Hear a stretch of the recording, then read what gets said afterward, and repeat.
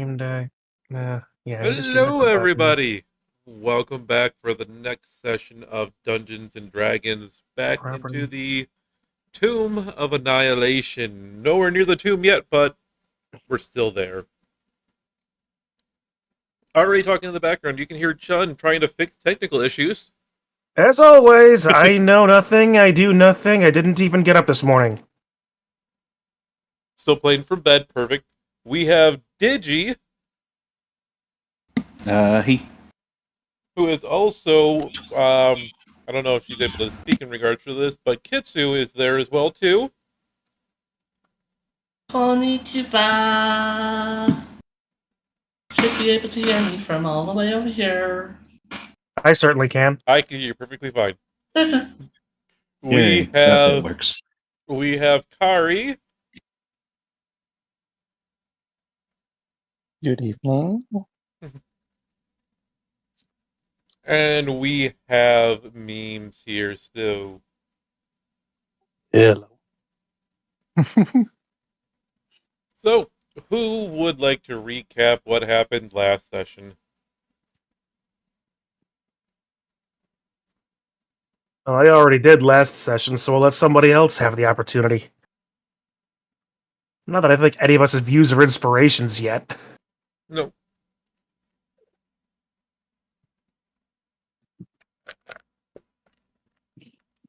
Nobody else wants to. I can do it for you guys. So,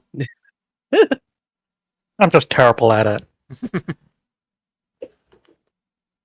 What's there to be terrible at it? You just spout random nonsense that you remember from 2 weeks ago. what's the worst that can happen? You roll a 1 into a 1 with the inspiration that we're given from it? That already happened last session. That's how you got to this predicament. No, we rolled... No, somebody rolled snake eyes on the survival roll. That's how we got where we are. But yes, after doing some very crafty crafting and trading for the Shield Guardian amulet, you went back to the Shield Guardian where you met a Dragonborn sorcerer being chased by what sounded like something big in the distance. And Uh, eventually found out that it was just a fairy dragon. Was playing a little bit of a trick on the now what we know as Cinder. And Cinder joined up with the group. You traveled for a little bit, fixed up the shield golem, and started traveling. Had an amazing actual chance of finding a expeditious pass through the jungle. Only you did run into a T-Rex that almost wrecked the party, or at least one of them. But with some I'm gonna amazing have teeth marks tactics, in my ass for the next year. and some pure luck, um, managed to survive enough to where it ran away. If you get punched in the uvula, you should run away. We gotta take it. Following after A that, certain someone rolled double ones. after a horrible roll on the survival roll, completely confident that he's found the right path again. You guys find The yourself, aforementioned snake eyes. the aforementioned snake guys. You guys find yourself in a very pristine village, as if it was straight out of the Sword Coast. Don't really explore too much. You talk to a few people, find out that things are just amazing here. There's a lot of stuff that you can find, and you hear about the Wish Granter and a little bit of information about them, where their wishes never actually go bad. You can get whatever you want. The people do it here on a regular basis, even. And with that information, you were told, be careful. The creatures in the area of the Wish Granter may not take too kindly to you folks, as you don't normally visit. Why did I have to waste that roll on a test? Bunch of red flags.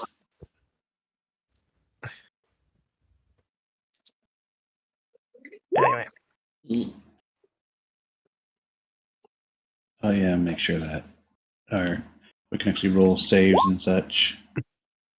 And I have to do twice because I have Kitsu sheet up.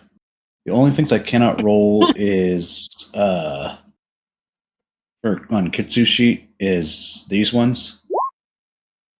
The when you're using the direct, uh, like the numbers directly above the like a straight roll as opposed to the saving throw. all right. Because for some reason you can't click those. I don't know why, but click everything else.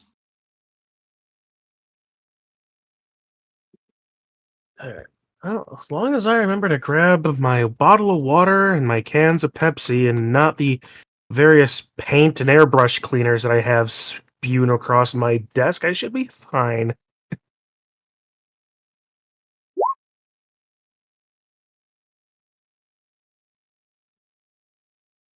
So I have her sheet open as well too, so I should be able to roll anything that we may need to Okay. roll for her as well. Nito bonito. But yes, the party is still in the town, and it is still a long part of you. It's not necessarily sunset, but it seems to almost be perpetually kind of sunrise or sunset in the area, at least right now. A nice soft glow, enough that the crop can grow easily, or if you guess it's what that is, but not too light, not too dark. Everybody seems to be very happy with it. What's the party going to do?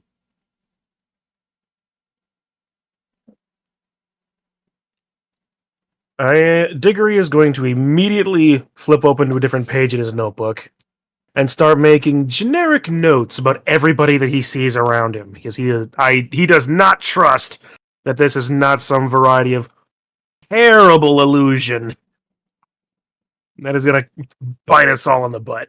Most of your notes basically boil down to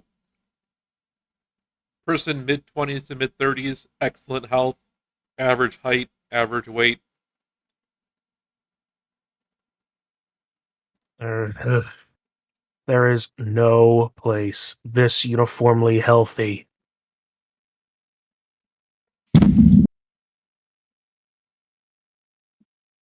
I do have to agree, it's a bit odd. Maybe we should make our way to that. One was able to grant wishes. Yee.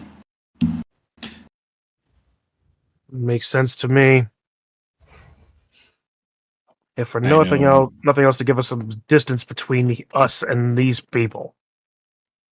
What? These people are perfectly fine. Yes, suspiciously so, even. Yeah. Which means that it's going to be a fun time when we find out what's making them perfectly fine. I am desperately keeping any variety of meta knowledge and suspicions out of this, but I have my suspicions and meta knowledge. This is why you don't always invite the eternal DM to be a player. I'm seeing a lot of red flags here.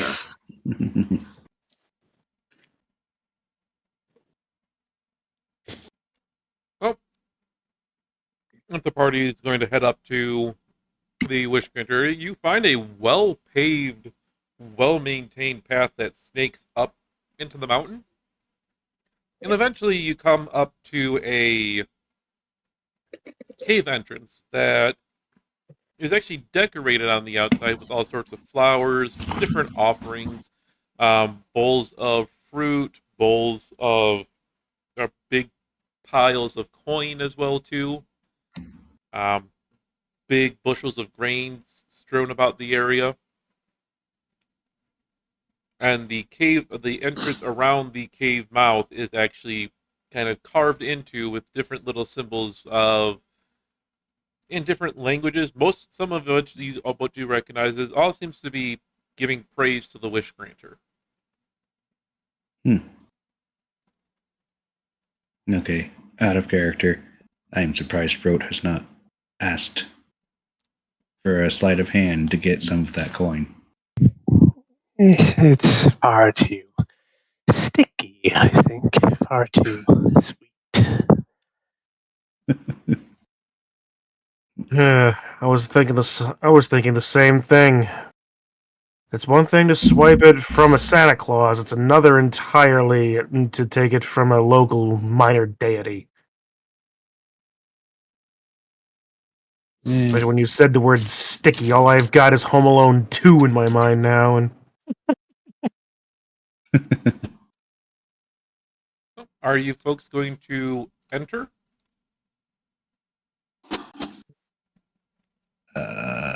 it seemed a bit of a waste to come up here and not do that. Besides, the DM spent an hour and a half last week putting together the dungeon. Would be ashamed to not use it.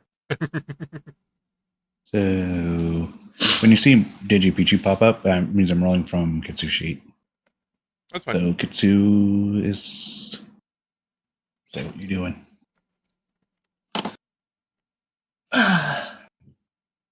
Yeah, Shauna's gonna paint the picture of the building.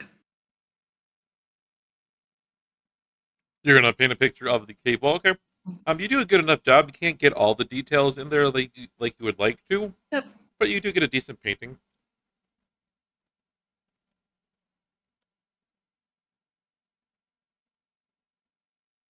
So as the group plunges in,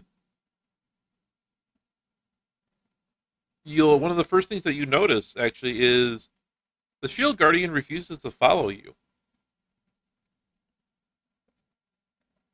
Problem. It actually seems to go dormant as Oh, soon as no. you enter as soon as you cross the threshold. Shit. I'm going to call you Yoshi. Eh, Because Yoshis don't enter in castles in Super Mario World. Yeah. Hey, Diggory, can you help me move him outside? See if he starts moving in. Well, whether or not whether or not he's, I think maybe he's just turning off if he's approaching. If you walk that way, maybe he'll turn back on. Maybe it has something more to do with the amulet than him. All right, let me give it a shot. As soon as you cross the threshold again to being outside of the cave, you notice that the shield guardian kicks back on. Probably have him set up so he's not blocking anything so that way we don't inconvenience people. Yeah, I have him go somewhere out of the way. Tell him to defend himself. Almost like we're not supposed to have him. And we should. We have him, so I want to use him. Well, even if we can't use him in the Wish Granter cave, we can at least ways run roughshod over whatever small zombies we find on our way back to the city, if we ever get back to the city. Yep. All right. Well, I suppose then it's time to move maps. Yep. Now, just leave the shield guardian in such a way that they're about to punch someone in the face and it's like right before their face, so they can't move away from it, and they're just now waiting in perpetual fear for us to step out. I love the idea. Seems a little hard to set up. You find yourself now inside a dank, There it is. dripping cave. Sounds off in the distance of you hear growling. You can even swear you hear some form of croaking off in the distance. But it seems to be just a Grog. normal cave. As soon as you take your first full steps in there, you do hear a voice in each of your heads. First off, everybody make me a will save. Oh, no. You mean wisdom? Wisdom, yes, sorry. Oh, good. because Yay. I'm so good with that. Okay, so Perfect. fun. The person with +5. Yay! I failed. So as long as you had a 10, so the only people who failed were Shauna and Diggory. Your head just starts to ache as you start to hear the voice inside your head, and it feels like your head is being slowly crushed by something. Not taking any damage, just for the effect here for that one. But everybody hears the same thing. Welcome to my cave. Seek me if you wish. Lovely. I feel like I have a headache coming on. Very thematic choice of word. Technically, the thing we're wishing is not for to seek them. We're wishing to get a wish.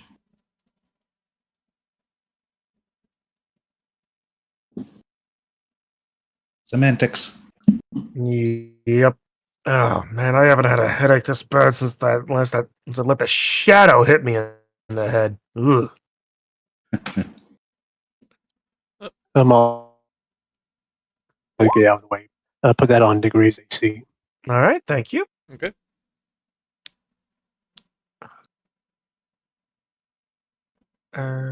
Yep, still got it. So yep, 17. I'm going to assume that you guys are either using some form of light sources or have night vision or any dark vision or anything like that. So that's why you guys already have vision into the cave. Yep. I'm definitely casting light on my focus crystal. I'm going to put it on my staff. I should have a torch, because I know I definitely don't have dark vision. I have dark vision. Do I have dark vision? I don't You think do so. Oh, not. actually, dark I've got vision. hooded lanterns. Oh. Well, Kitsu has prestidigitation, so she can light those lanterns. Yeah. In a fancy way, too. Ciao.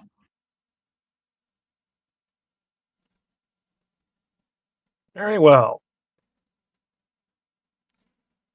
Well, you folks are free to move about the cabin. Well, there's 2 ways to go. Let's split up and search for clues. All right, so Rote, does that make you or me Scooby or Shaggy? Scooby detection is. So clearly that makes me Fred. You were the one that suggested it, and you go with the 2 girls anyway, so yes!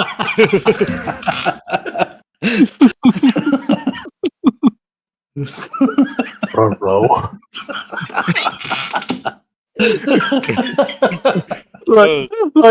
like Zoinks wrote, didn't you know? In the early season, in the early episodes, Velma actually would have come with us.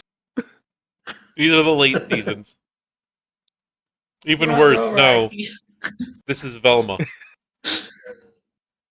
Then there's not even a Scoob. Oh Christ! Thank you for reminding me of that atrocious abomination. And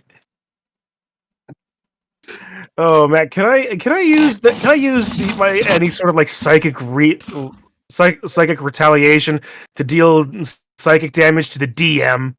Uh-oh. Yes, but I have infinite HP, and then I will also instantly smite thee. Oh. You know what? If I'm smite me enough, and I won't care about you reminding me about Velma again. But feel free to move about the map. The only aspect of Velma that I think would work is It's cancellation. No, I meant just if it was actually a Scooby Doo thing, is messing with the group's races. like their ethnicity. Technically that could work in an actual Scooby Doo thing. If only if it wasn't Yeah. the principal impetus of the entire vanity project. Okay, Yes. getting off of that and on to actually pleasant things like dying in a cave. Shall we just split up as we mentioned before? Me and Rote going one direction and you three going the other. Yeah. Oh boy, we're splitting the party. We are. What What's could even better is we can't see what the other party is seeing.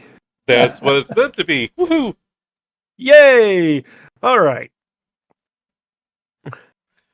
This is So- going to be Diggory fun. Isn't that Road, what we do the best?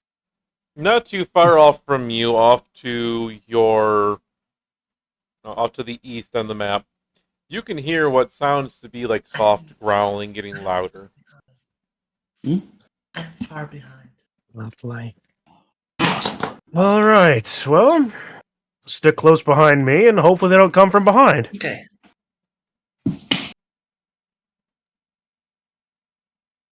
It's gonna take it slowly going up. Hmm. I'm actually going to hide behind Dickory just stealth. But wait a minute. Wait, you're Yeah. well. We're you both might technically want to medium leave, creatures. Why don't you just? No, I'm Punch. small. Okay, fine. Even better then. Hmm, Assuming that there's spots to do so, why don't you just grab hold of my let's backpack and try. just hop on? And Sounds good to me. Shauna and Sinner, since you're a little bit more forward down there to your east, the croaking seems to be growing a little bit louder actually. And you can see not too far off from you about this spot here. You can see that there starts to become a little bit of a pool of water.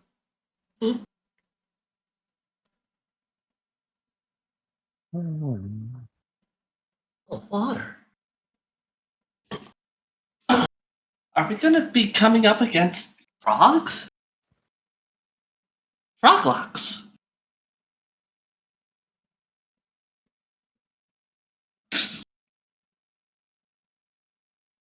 We might end up having some frog legs.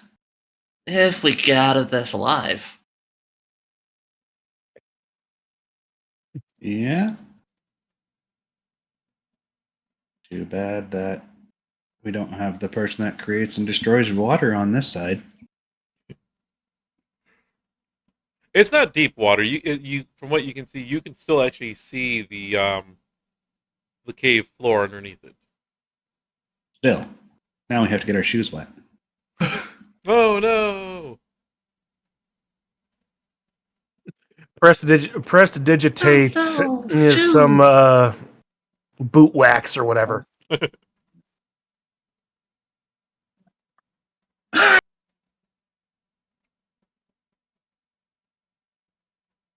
I mean, I could vaporize the water. Wouldn't I be able to?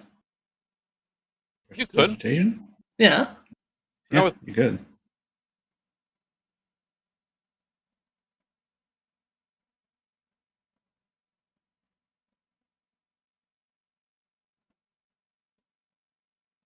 So why not just vaporize it? You take time to use prestidigitation to remove I most mean, of the how water. well could frogs survive without water? Depends on how long they need to. The area that you are in becomes dry, although you can see the water still running down from the side of the cave, and slowly starting to refill that pool where you are at. And water starts to flood in from over here. Shauna, looks like you can see this. You can see off in this bridge the rough shape of a giant frog. It does seem to have noticed you, but it's not doing anything. We got company.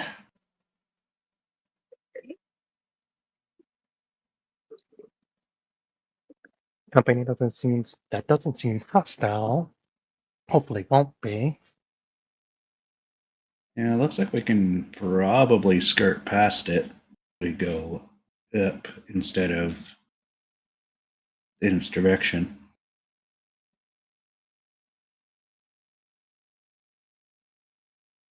But they're already went up, so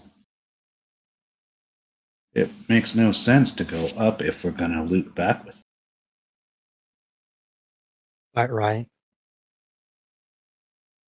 Well, we don't know if if we'll meet up with them.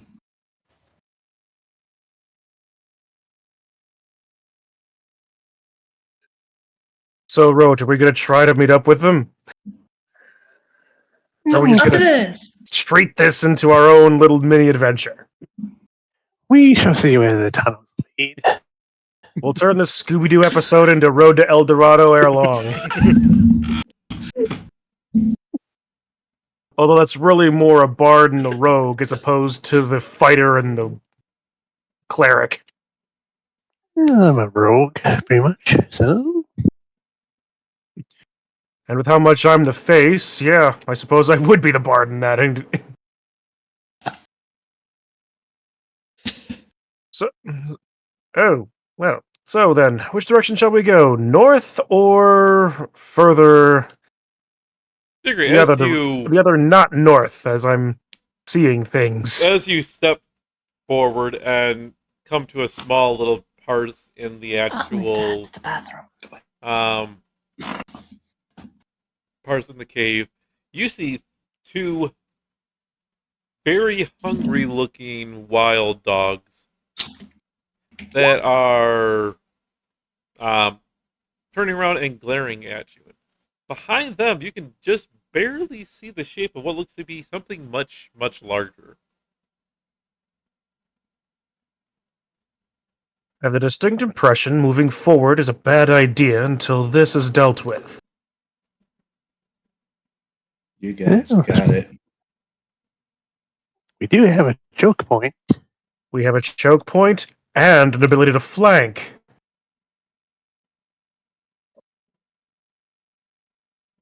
I think that's what we're gonna do. Give me one moment. Hey, long as I'm here, eating up as much of the damage as possible, you can keep using that. Are you? Did And you since shoot? I had, Are you shooting them, Rote? Yep.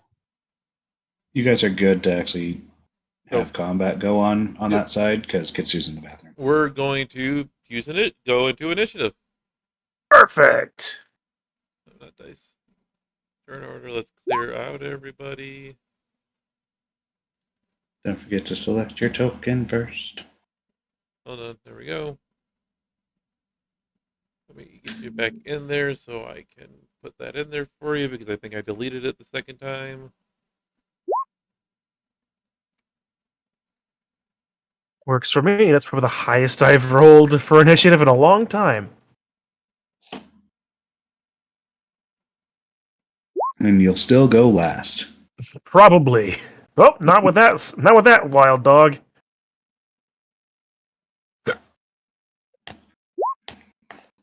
Make me miss improved initiative feat. Hmm. That's just alert.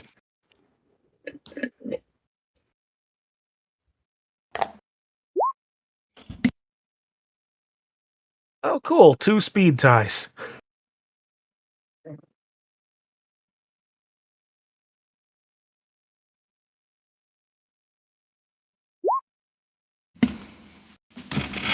Oh, I see what that is now. The meta knowledge DM is intrigued. All right. Well, we are at initiative. Let's, 2D. let's see here.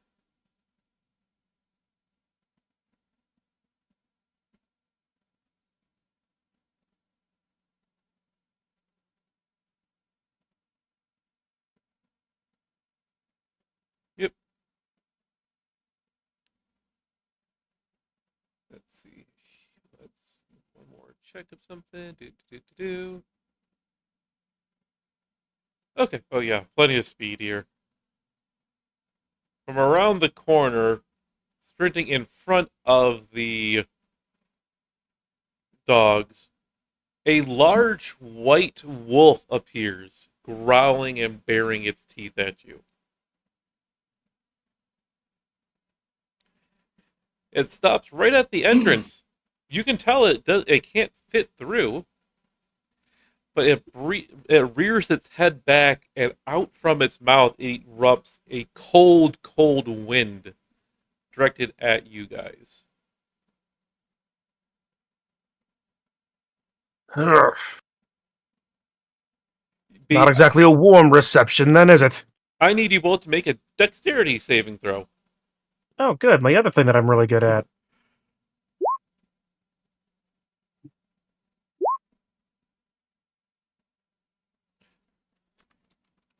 You know, I say that. So, Rote, you will take 11 damage, 11 cold damage, and Diggory, you will take 6 cold damage. All right.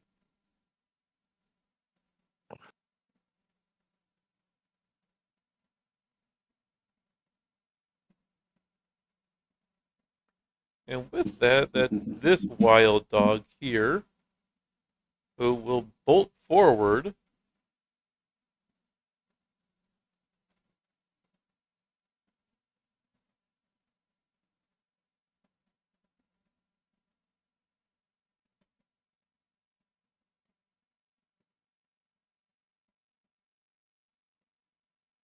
And it will bite at Diggory.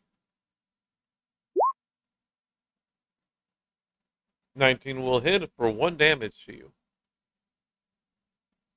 All right.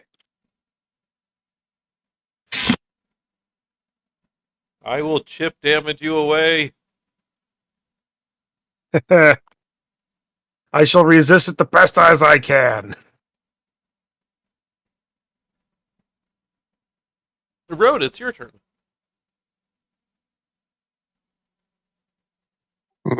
Let's see.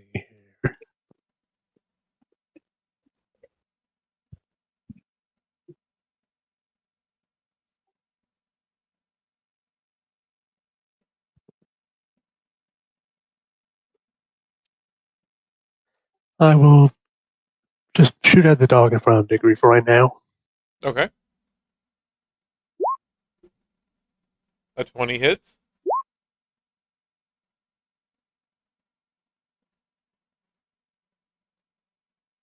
And your bolt finds its purchase right in the dog's neck, causing it to almost instantly drop dead.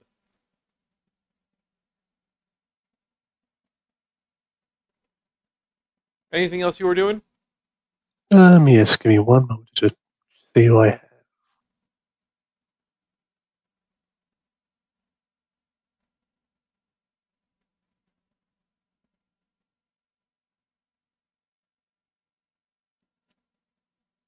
I'll cast this on Diggory.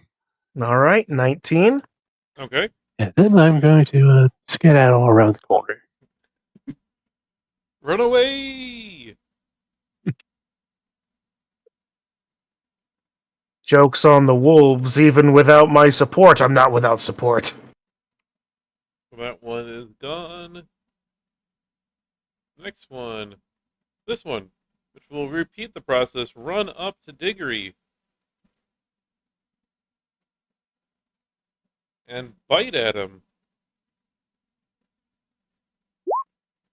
Missing. All right. Diggory, it's your turn. All right. First, I am going to manifest Echo as a bonus action. Which question? Did you go back over this and change that? Because I swear one of these was a free action at some point.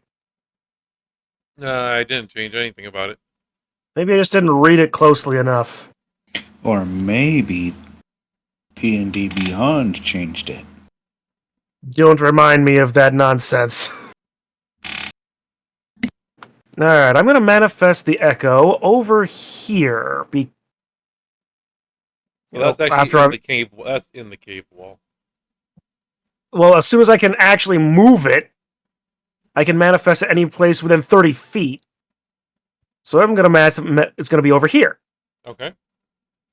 Let me edit this. It has only 1 HP and 16 AC.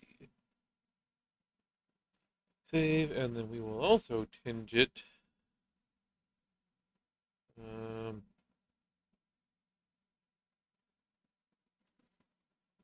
Red. Save. All right. I'm fairly certain I've given you the art for my shadow before. Don't think so, but if you can, I can make another token out of it for you. Fair enough. All right. So that's my bonus action. So what I'm going to do now. All right. I'm going to take an attack and unleash incarnation in doing so. Meaning, whenever I take an attack, I can make a simultaneous attack from my shadow's position. Okay. So I'm going to attack the dog in front of me, and the shadow is going to attack the dog behind the wolf. Okay. Make your attacks. All right, this is the first one again for me. That hits. 14. All right. And first off the damage. 9. I was waiting for you to roll a 1. And the second attack against the one in the back line. 11. Misses. All right. Well, then I'm going to use my movement to get up against the white wolf and end turn there. Okay.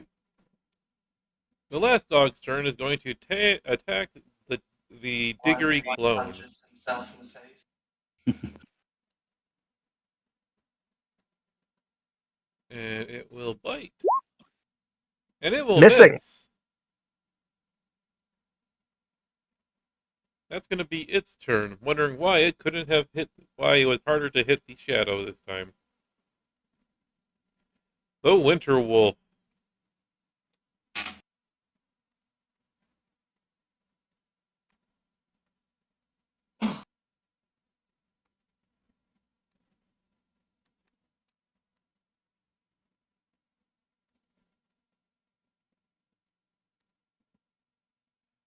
It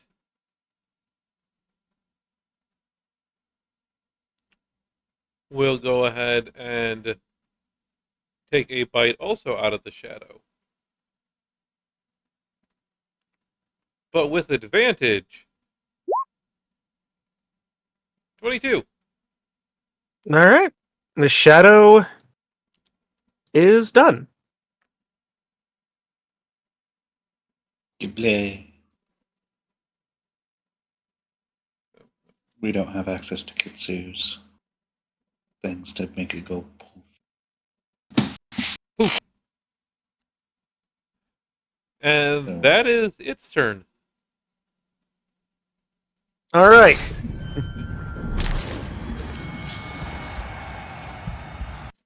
Root. Now I'm gonna poke my head around the corner to see if the Dickory's still alive. He is good. A little rhymed, but still alive. At least it's only a winter wolf, not a T-Rex. I say it's only a winter wolf. It still has a frost breath attack.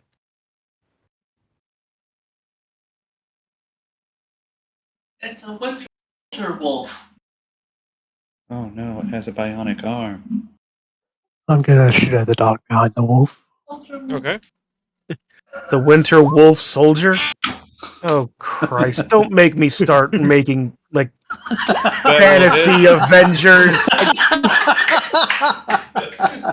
And that dog will go down.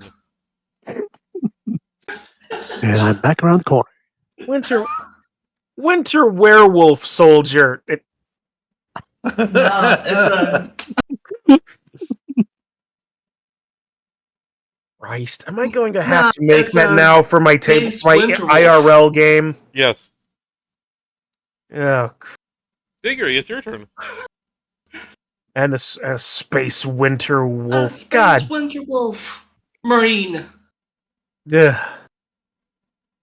Fuck you, Lehman. I mean, those are just wolfen then. Yeah. The space wolves send naked men after me. Anybody remembers that reference? You are a fan of good taste. All right. DM, if I can have my shadow back, please. Where are you putting it? Right behind the winter wolf. And I'm going to unleash incarnation again Okay. to basically hammer blow him between my two fists.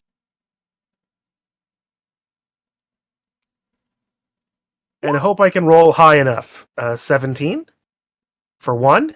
That hits. And the second attack, Nice. please be the right way around. Nope. No. That's a nat 1 for your shadow there. So you know what we need to do. Roll me a d100 for your shadow. All right. Isn't one of those that it will potentially hit someone else on 79. Yes, it is one thing is you can potentially hit an ally. 79 on the fumble table. What? I skipped 79 for some reason.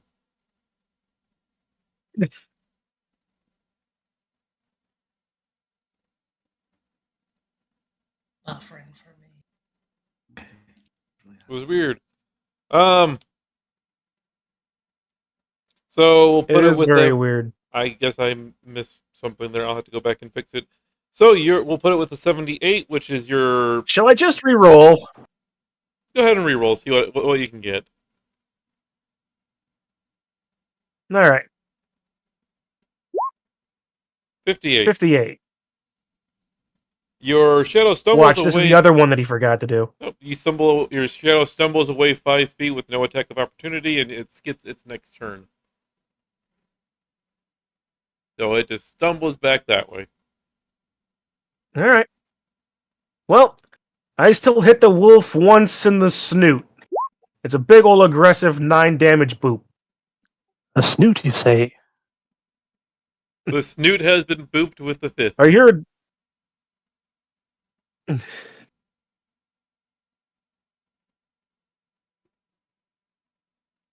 Very well, and that'll be the end of my turn.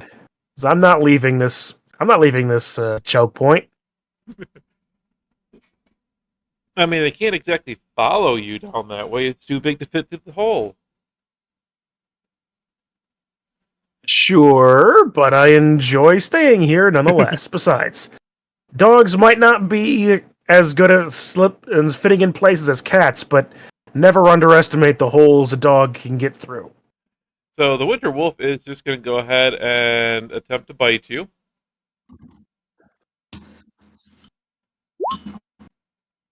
23 hits. That hits. You take Hey. 16 damage, and you need to do a strength save. 16 damage and a strength save. Yep. I'm actually good on those, assuming it You are not knocked that I prone. don't accidentally roll a 2. But thankfully, it was the right dice. So you just take the damage.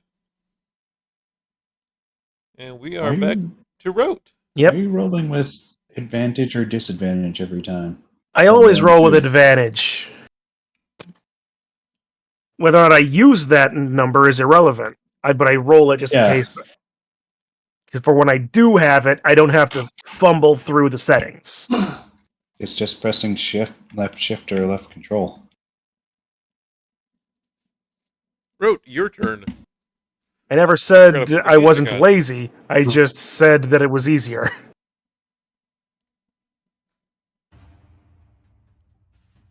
I'll take a step out and then just do a guiding bolt.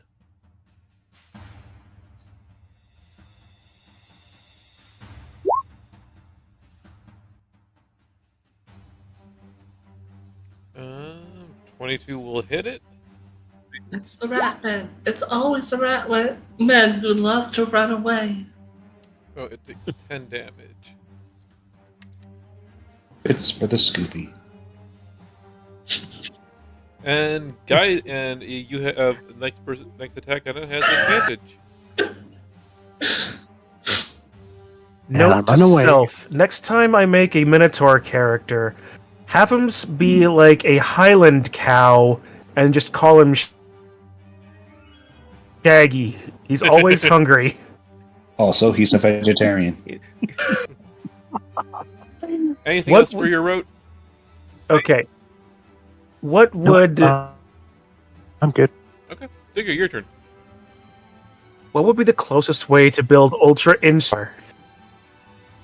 Ultra Anyway, Instinct Shaggy. okay, Shadow Monk. is. Shadow cannot act. Yeah. I missed it. What'd you say?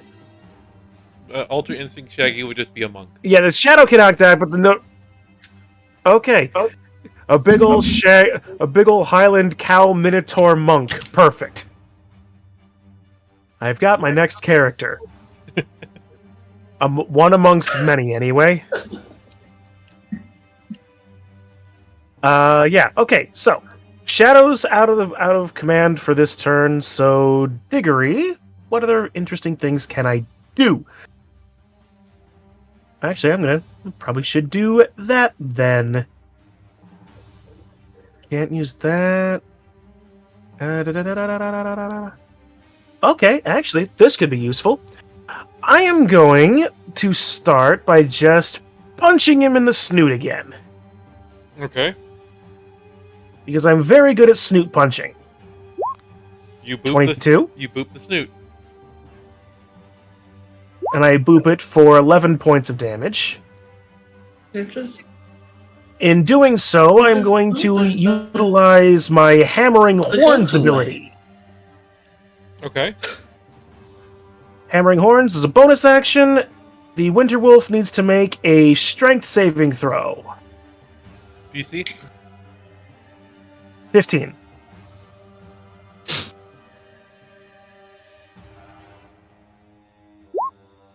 It failed. No. John, you're just booping the snoot the Goku way. Yeah. So the Winter Wolf now gets pushed up to 10 feet away, and since he can only move in one direction and only really 5 feet, Yep. going to move forward, chasing him, utilizing Action Surge, Okay. and I'm going to boop him again. Oh, please! Oh, please! Oh, crit! My poker face is terrible! Flying through the Roll the D100. 1 second, I gotta ban a dude for trying to sell me followers. Ban away first, and then roll that D100.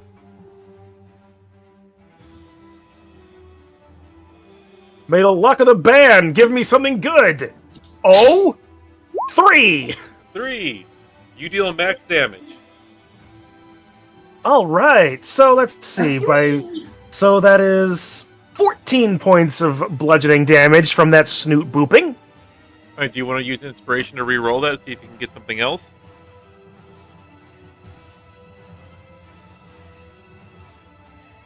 Honestly, I'm okay with max damage. Okay.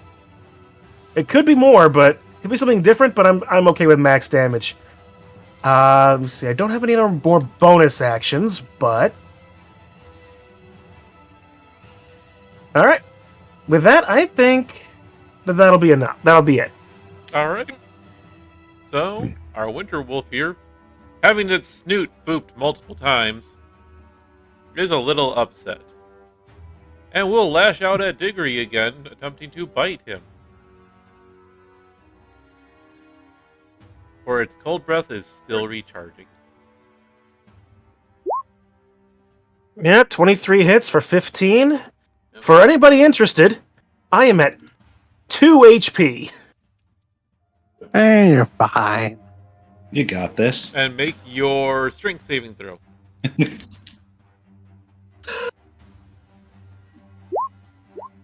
You are fine. 21. You can keep trying to do that, but you froze my feet to the floor. I'm not going down that way. Rote, you're up. I'll take a step around, and then let's see.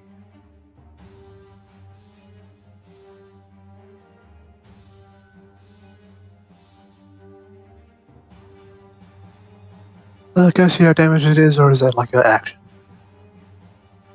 See how damaged he is? Like roughly, yeah. No, you can see that he's pretty heavily hurt. He's fine.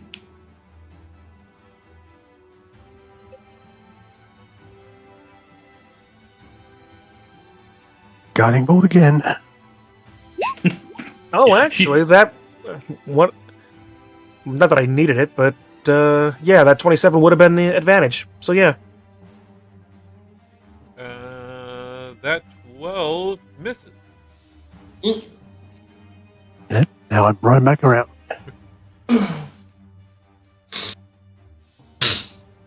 That'll be All right, Diggory, your clone is able to act this time. It seems to have regained its senses. All right.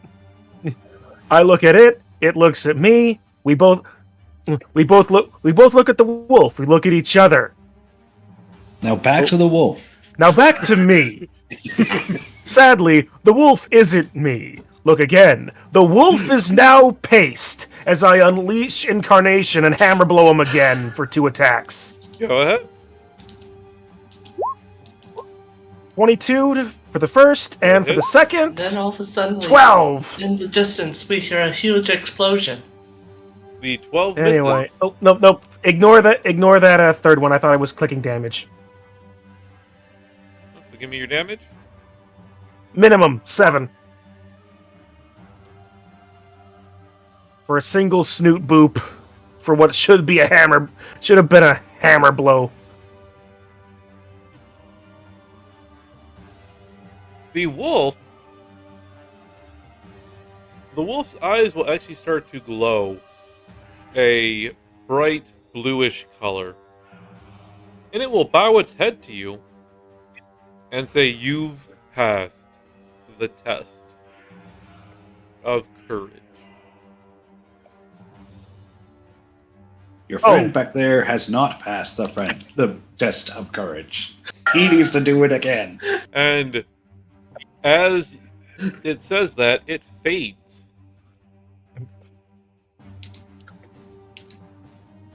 Well then, Is you aren't dead? good as, I suppose. Apparently, this was a, test of courage. It must have beaten it down enough that it just decided to leave and said that we passed. Hey. Well, let's hope we don't see it again. Yes, I hope so too. Also, as a complete side note... Oh... Not expecting that! Dr. Gwenwyn, Shauna, and Sarah, you off in the distance to the north of you, echoing throughout, you can hear the sounds of a scuffle that are going on. Sounds like wolves fighting and somebody punching and things just kind of being shot. A little bit of scuffling around that sounds like it's coming from behind you as well, too. But almost as soon as it started, it stopped.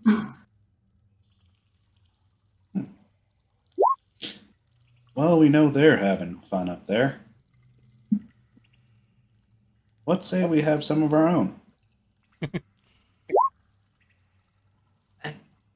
I guess we don't have much of a choice then.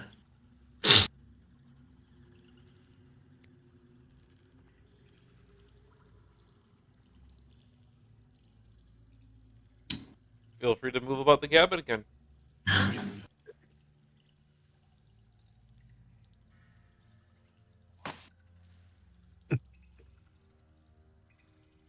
Gonna go. Yeah. There. There. I'm gonna step Well, we away for a might bit. as well go Whoa! forward then. As you folks have stepped forward, the 5 frogs in that little chamber turn to face you, all at the same time in unison. Creepy. They all seem to tilt their head at the exact same time, staring each of you up and down. As they don't move, they just stare. In the middle of the room, actually, now that you're a little bit closer and that the light's actually in this, you can see that there's a single red jewel in the middle of the frogs. Road feels a intense desire to turn around and head towards the other group.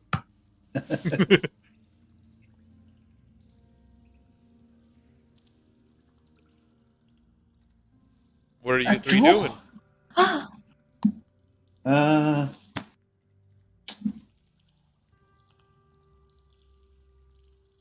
I can get in if they're not gonna act. I can go up and grab the jewel and get out easy.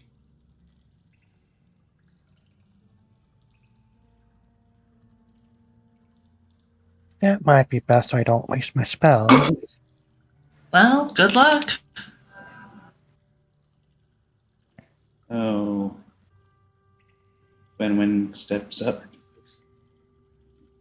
As soon as you step up, one of the frogs' tongue lashes out, picks up the gem, pulls it into it, What the roll? and then they start shuffling around, each hopping into a random direction, and then they suddenly stop and all just stare at you again. Oh.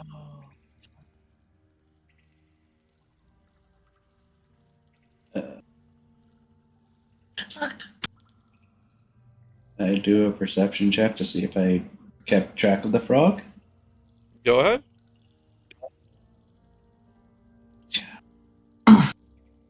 No.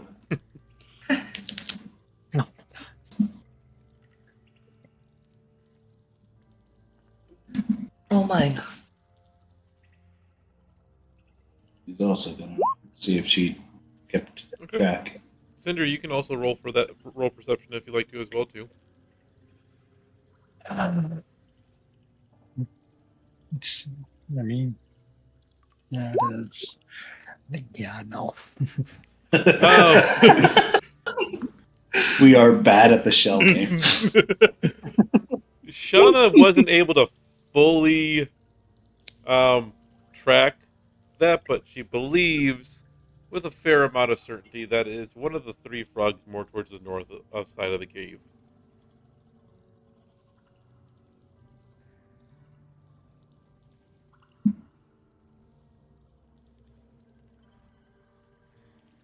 Could you say that again? I You know that you don't I didn't hear that fully. you lost track of it for the most part, but you're fairly certain it's in one of the 3 frogs up top.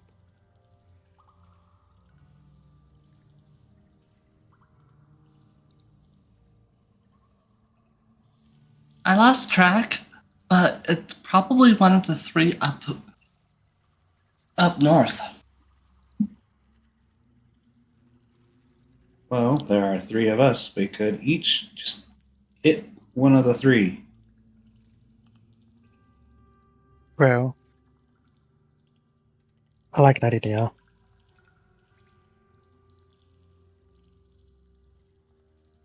I'm gonna boot that one. Yes. So So you probably all at the same time. We're probably going to each individually boot the one of the 3 on top. okay? With Put yourselves in front of the ones that you're going to boop. uh,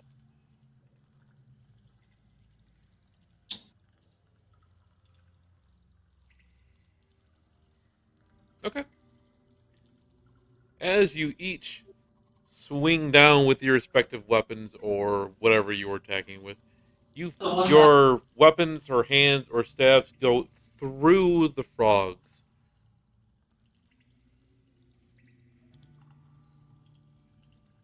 Clever.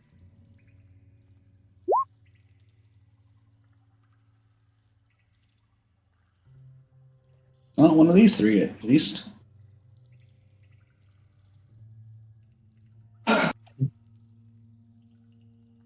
Then we'll have to try another.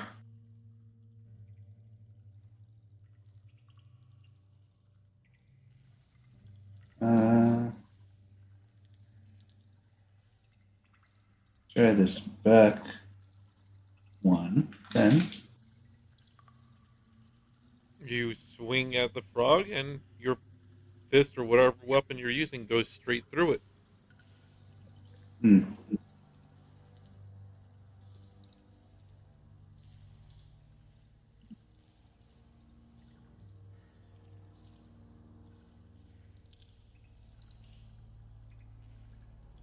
One. Yeah, sure. Oop. Again, So it's Shauna's going to try that one. it's not too hard to Sorry, hit. Shauna contracted a cold. She swings her sword down, and again, it passes through it as if it wasn't even there.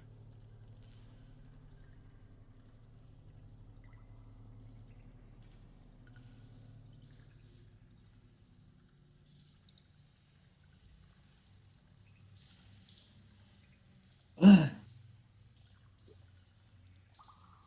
If you folks are confused as to what you might think what's going on, Hmm? I'll let you make a intelligence roll to see if your character can come up with an idea.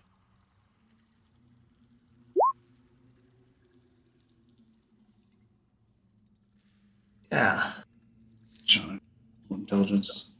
sure.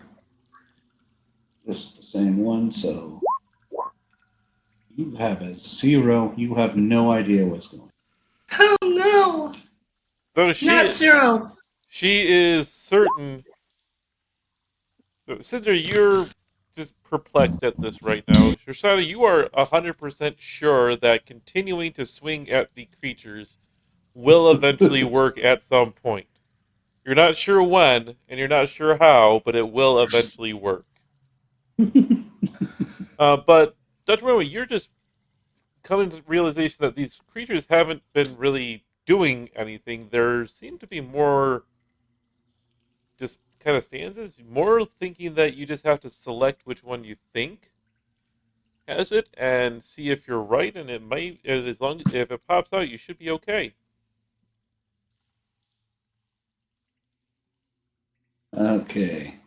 Why won't these just die already?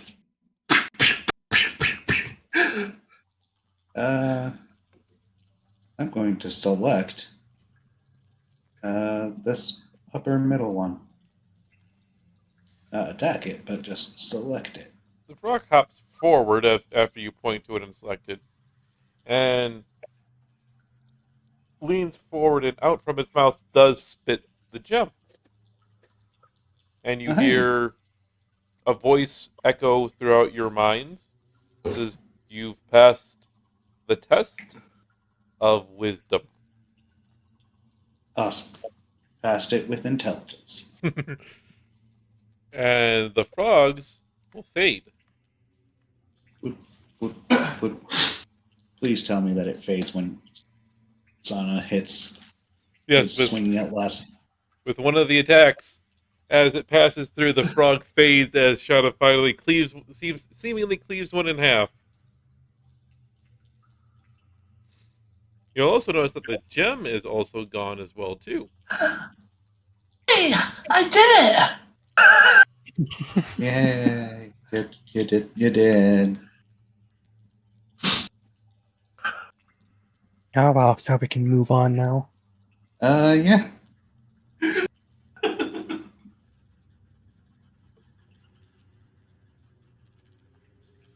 I guess we have to go up then. both groups feel free to move about the cabin as you see fit.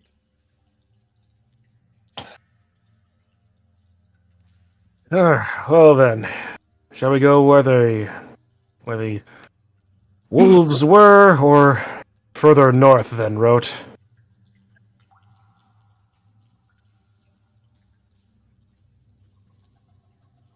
I would send the shadow down the other way, but Winter Wolf 5, Soldier 10, Murray. 15, 20, 25. If it gets any further than there, it disappears. Gotcha. Shall we split up again? Only if we the only free part about that would be my shadow. But again, if it gets further than 30 feet away, Yes, but shall we split up again? Like you go north and I go east. are we sure that's wise? Sure. Yeah.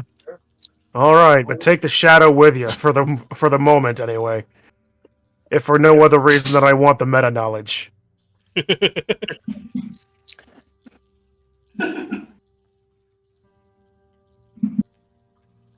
Feel free to keep moving about.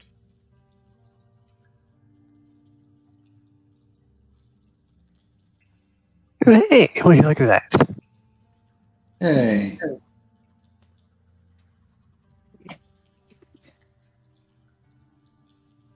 Yeah, you get to that point, and the shadow of because he can't get any further just poofs out of existence. Poof. Well, at least ways he's with the rest of the crew. All right, moving forward again. Oh, goody, a small hole. Digger, So you you find wanna- yourself in an area the deeper that you've got, the whole group has gotten into the cave. The stench of death has kind of started to waft over the area. You don't hear too much of any other noises that you heard from before, but you get the feeling that there are some dangerous things now in this cave. Manifesting shadow immediately.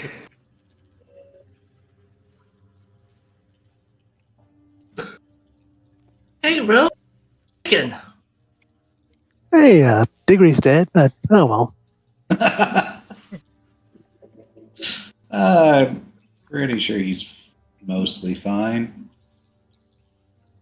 His corpse was mostly intact, yeah, but Yeah, that's mostly fine. He can handle himself. I've seen him fight things. No, local knows so much. Your friend is here is only mostly dead. There's a big difference between mostly dead and all dead.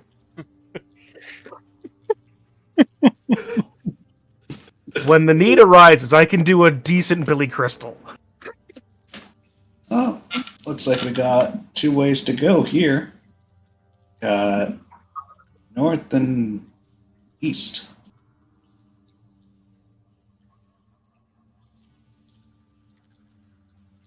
You want looks like it's to? time for another split up. Yep. All right. Okay, Shadow, this is going to be a real interesting thing. You go right, I'll go left. The Shadow doesn't respond because it's a shadow. You know, make it nod. I could really do with a short rest right now. Eh, 15, 20, 25, 30. I mean, we're all good. All we had to deal with toads. Yeah, Yeah. it was a logic puzzle. Off to Not your west, just at the edge of your vision, you can see what looks like is a skeleton of an adventurer that was been here obviously for a while, but a very pristine looking pack in the skeleton's hands.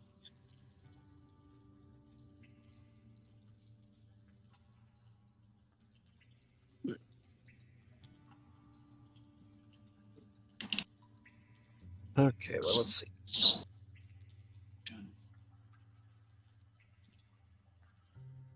Well, that was a very large circle we just did very quickly.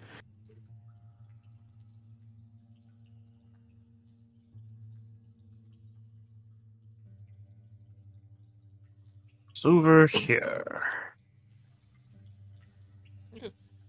It is You'll also a notice dead that end. now that you can kind of see this area, there's a lot more spider webs that are filling up the ground.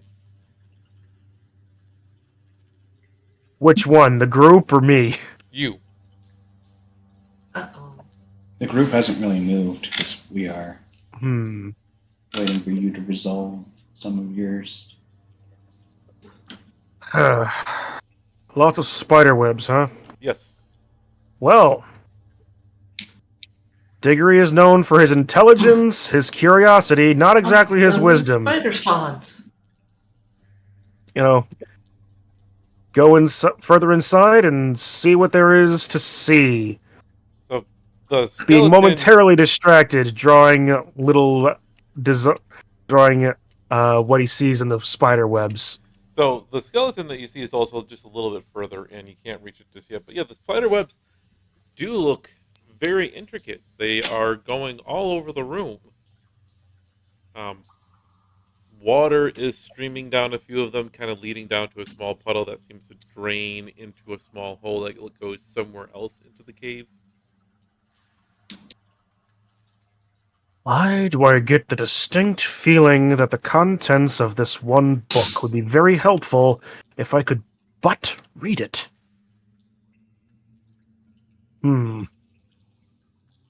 That's foreshadowing, by the way.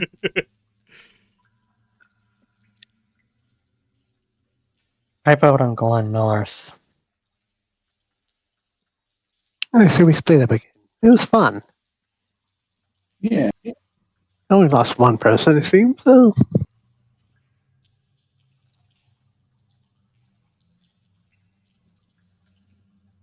I mean, we're not we're not. Nobody's in an initiative. Anybody can move about still.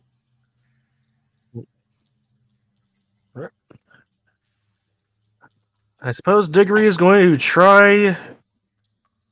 Let's see. Knowing what he would know about spiders, Okay. any motion on the webs would translate to whatever's in the web. So it's gonna be real bad. I'm going to try to reach that skeleton without bothering the webs. I'm going to try to Mission Impossible this. Make a dexterity Up check. and then Or make a dexterity save. right. Save. All right. Well, any of my dexterity stuff would have been the exact same thing. Tight tunnel. Yep. Sounds about right. So you are just stumbling forward, and you I do. attempt. Hard. I attempt to do a whole Matrix stuff to get through all the spider webs. But you It was trip like, every single. This you isn't so trip hard. Every spider Face web. plant right on the hole. So you step forward along with your shadow. I'm going to pause everybody right where they are. Focusing Yeah. on Diggory here, because as soon as you step forward, especially after triggering all of those spider webs down from the ceiling that was hidden within its own webs, drops a giant spider. Well, can't say I didn't expect that. Combat music? Combat music. Literally all the Diggory's getting all the combat things. We're getting all the Well, it is I am the fighter. Yes. It's just hilarious and it's like, okay, we're gonna go this way. I'm the bookworm, and now we're fighting again.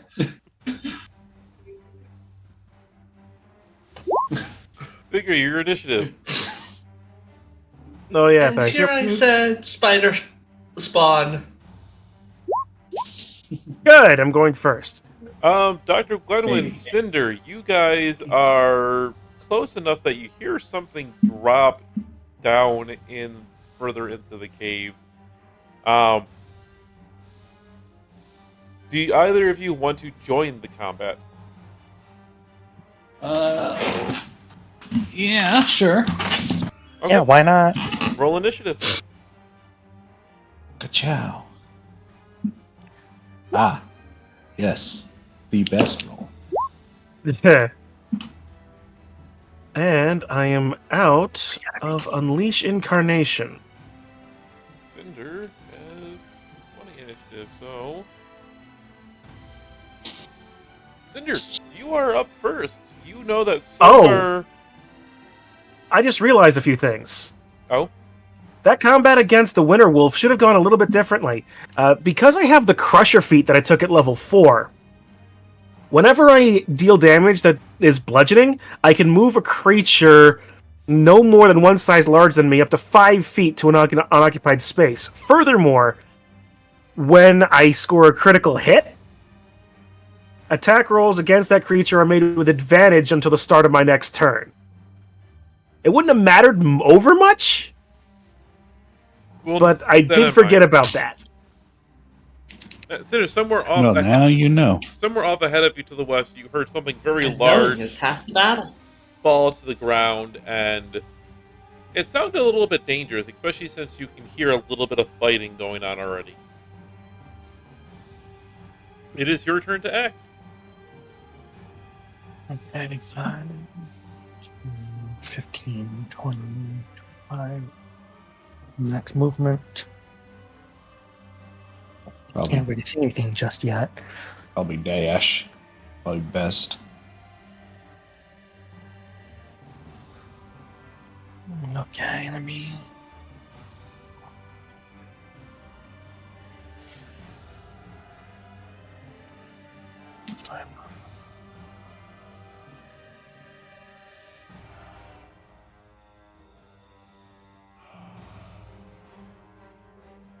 Why not? Let me just make it movement. I'll end my turn from there. Okay, so you're doing a Can't dash. really see anything. Well, I don't see anything else in front of me. Okay, feel free to do your dash, moving if you want to, and then we'll go to Diggory.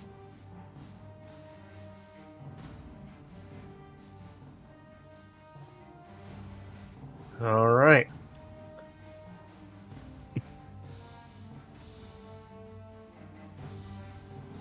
Diggory, while Cinder's figuring where she wants to dash, we might as well move on to you. Oh, okay, you eight-legged freak. Let's see what you got against this. And 1. I'm going to. No, I'm gonna stick with. Actually, I could technically. No, I'll just stick with it. I didn't pull it out, so I'm not gonna worry about it. Going to punch this thing right in the mandibles, and I'm so glad that I've got a +7 to hit because. That 11 misses. Yeah, it could have been. Alright, fine. If that's the case, then I'm going to use my bonus action, Second Wind, 1d10 plus 4. Okay.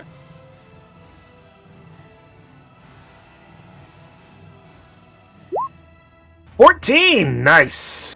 There you go, max healing. I am at 30. And it is the giant Spooter's turn.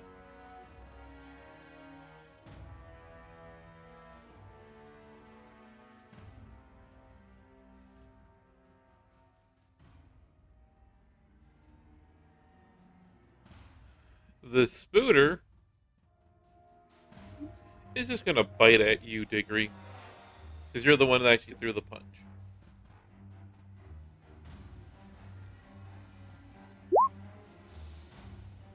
A 13 will not hit. It does not.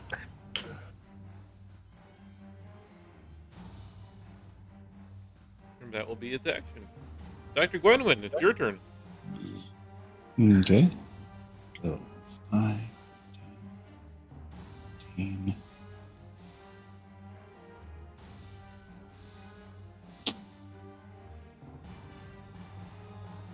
It's straight ahead. 20, 25, 30. And yeah, I'll dash for another 30. Okay. So 5, 10, 15, 20, 25, 30. Oh, hey. I see it. That was a very interesting thing on my side, because the more you moved, the more light I got to see for whatever reason. I don't understand how or why, but Because of raisins. I knew we should treat dried grapes with suspicion. Cinder, it is your turn.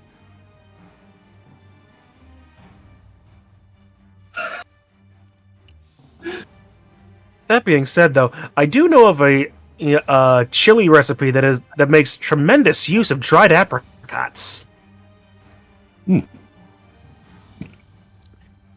Dashing 1, 2, 3. Or was it golden raisins? The point of the matter is there's a dried fruit in this chili recipe that is amazing. Wonderful. Now I finally. But that's it of my turn, I do believe. That is your turn. Diggory, from behind the spider, you can see a couple of your compatriots coming and to your rescue. Well, that's a boon, I suppose. Very well. Redouble. To which I mean, I punch. That's what I do. 20, 30, 20. hits.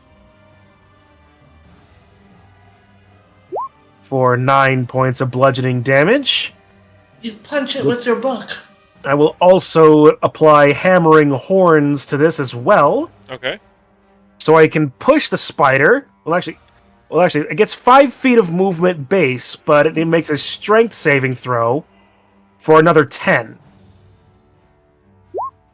18. 18, so I only push it 5. So it goes boop.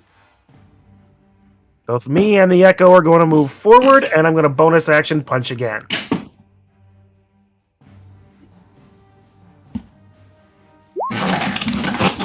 $14. 14 hits. That's its AC. It's 14. Alrighty. Oh, good. 7. Yeah. Alright, so another 5 feet of push and hammering horns again. Wait a minute, is hammering horns a bonus action?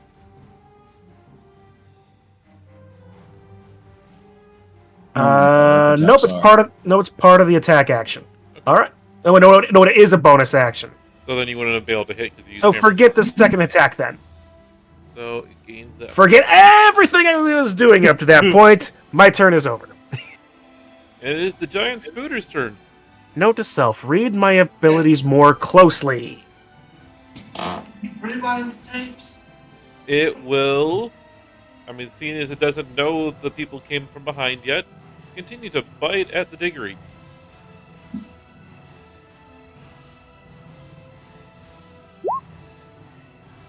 Double 7s. Nice. It will fail at that. Dr. Gwen. Medicine Man.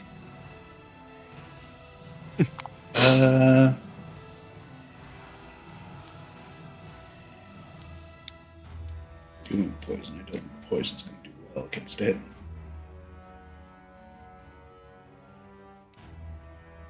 But we'll do it anyway. So, Brave Sickness. Okay. 18 hits. Needs to make a con.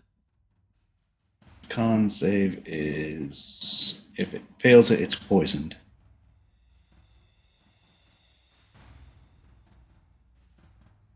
It does take the damage straight though. It passes that. Not And poisoned, but it does take the damage.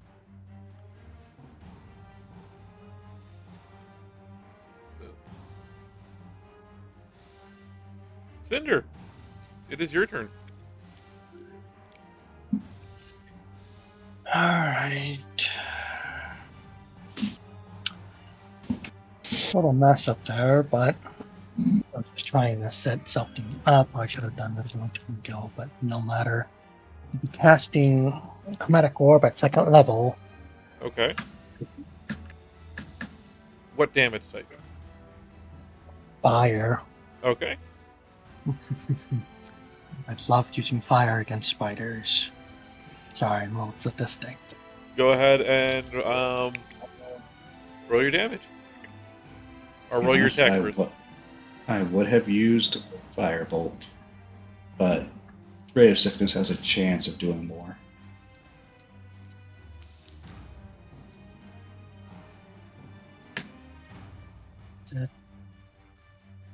So,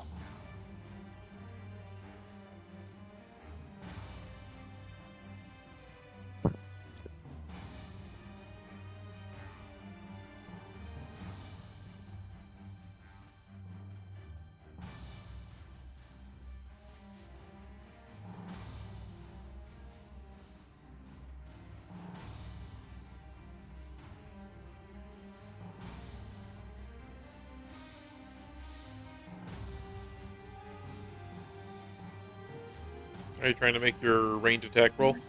yes. I'm sorry, honey. Not exactly something I've used in Roll20 before. Okay.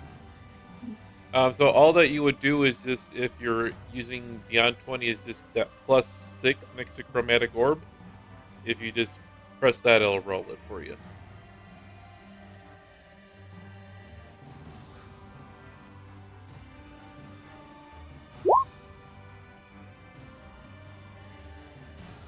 Well, 15 plus 6 definitely hits, so go ahead and roll. You would get, It's at second level, it's 48. yep, so 48 damage. And 16, as your Chromatic Orb smashes into the spider, it dies and goes up in flames, flopping onto its back, its legs twitching for a brief moment before they curl in, and you can hear the thing just pop and crackle with fire.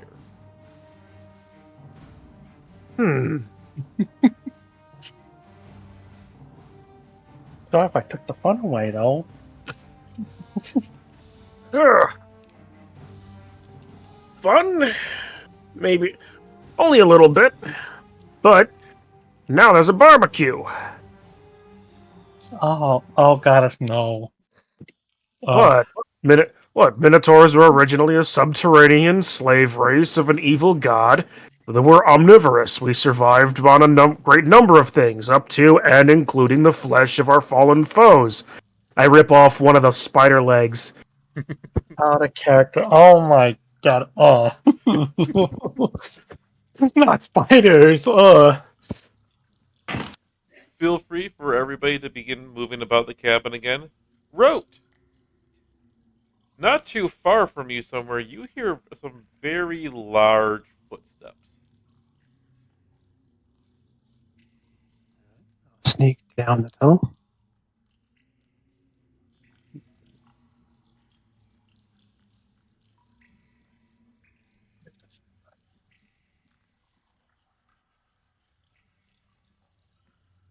And Rote, stop right there. As coming back around that corner is a very large green creature.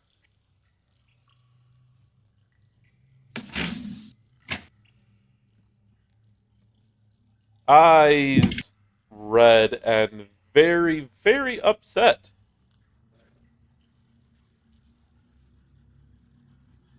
It doesn't seem to have fully seen you just yet, but what are you doing? She's alone, but she will also be drawing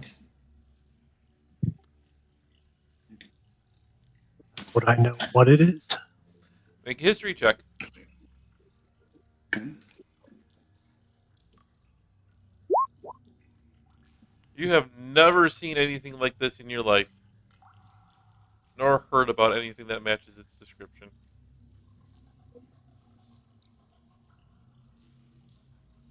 I do know that it's large, and I have one tile hold a bit to the south, so can I take a crossbow shot and then run? What I Yeah, have I'm to do? gonna Oh keep boy. on walking and. Yes, you can if you want to. Okay. Shauna's gonna keep on walking forward and cautiously, well, and cautiously, yeah, while also drawing the. The cave. The cave. Okay. Yeah. Was that yes to me taking the crossbow shot and then running in the same action return? I mean, that's just, but you can attack and then move. Still, yeah, you get attack action and movement action. Yes. You won't be able to dash if it hits. You do not hit, but your crossbow bolt sails past, which alerts the creature, and everybody in the cave can hear a very, very loud roar of something that is very upset. Before this happens, can I have looked through the skeleton that I had seen before? Yep. Before all that happens, you will be look to the skeleton and you grab the pack. Inside is a pile of 20 silver pieces Okay. and a notebook.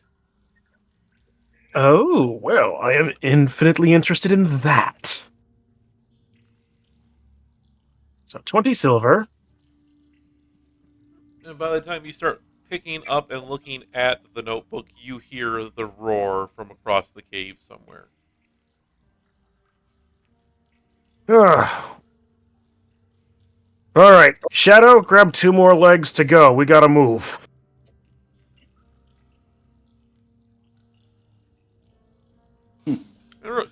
The thing that you've encountered stops at the narrow path and tries to reach through and keeps swiping towards you as if it's trying to get to you here, but it doesn't seem to be able to squeeze just all the way through yet. Take another action. I mean, this is more narrative time, so yes.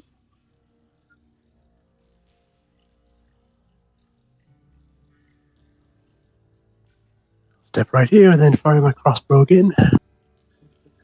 Okay. Gonna. Just That'll hit. feel that she'll run backwards.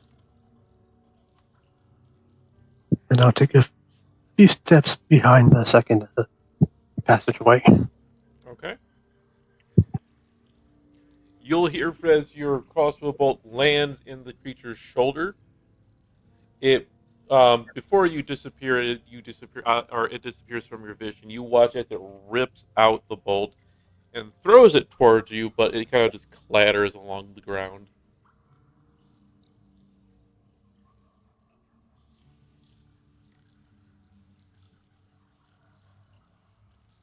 A few moments, then go back, fire again, then step back again. As you were stepping back, you see that the creature isn't in where it was before. Yeah, sad.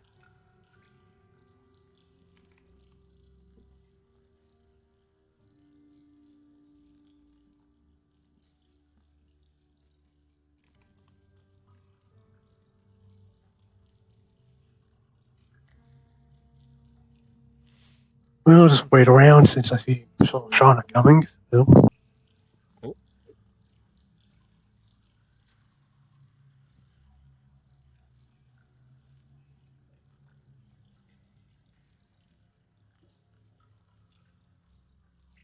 Is something going on over here? I heard fighting. Diggory's just start and just charges just shortly behind his shadow. Bits of spider legs still dangling out of his mouth. Oh, this is delicious. Hey, what's happening? What's going on? Rope is just leaning against the wall, nonchalantly. Yeah, just big green, smelly thing in there. Oh, it's don't know how it got in there since the hole is quite a lot smaller than it. Yeah, so we did it. So you're doing the same thing again, but without me. That's no fun. Yeah, but it winds up and didn't let it get itself shot anymore. All right, where is it? I'll send Shadow in there first and see what's going on. Oh, there was. All right. Okay, let's see. 5, 10, 15, 20, 25. Just imagining it now. Shadow and Sonic. It's Diggory and Igrid. It's just Diggory spelled backwards. Zoom in the player, the stream map for the audience. 10, 20, 30. And Diggory's Shadow sees it. Yep. And it sees you, and it starts. And similarly charging. to, so does Diggory. And It's going to be initiative for everybody now. hey, combat music. Let's trigger that combat music again.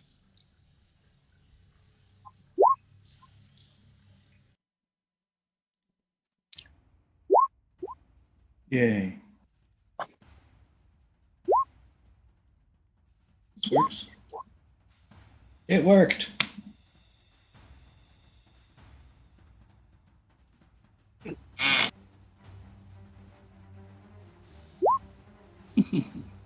All right. Oh, it is not going very Well fast. then. And Cinder, I hope what we saw against that spider isn't just a one-off. I got more in me. I sure am expecting it. All right. Well, at the top of the initiative, we have Dr. Gwenwyn.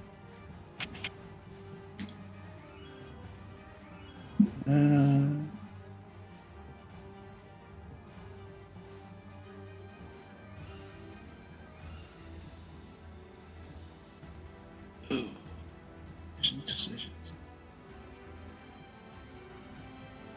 Yeah.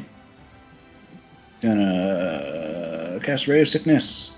Game. The 15 will hit. That's its AC.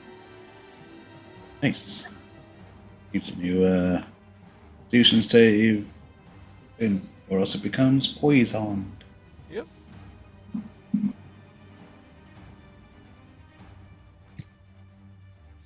So, con save. Oh, yeah, it's fine. Ashana's gonna move. That is the end of my turn. Okay. Shauna, your turn.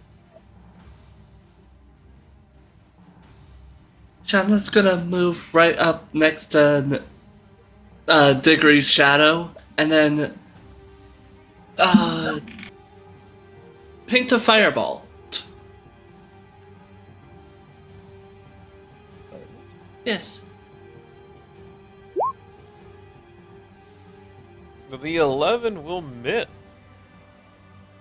as the creature will watch the firebolt go across its face and then turn directly to you, Shauna, and glare.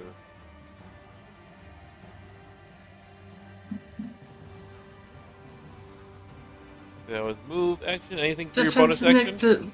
Defensive actions, go! Alright. How long is... Okay, Your additional AC from the what was it? Up to 10 minutes.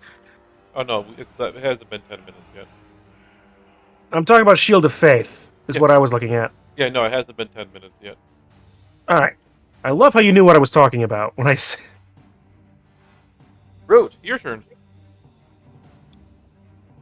I pat Diggory on his over calf or wherever I can reach. So that will drop the Shield of Faith. That will drop Shield of Faith. I'll use all the bonus points like that I have to make that extra concentration. Okay. So you got both of those concentrated right now. Now I'm just gonna step up and shoot at the troll. Okay.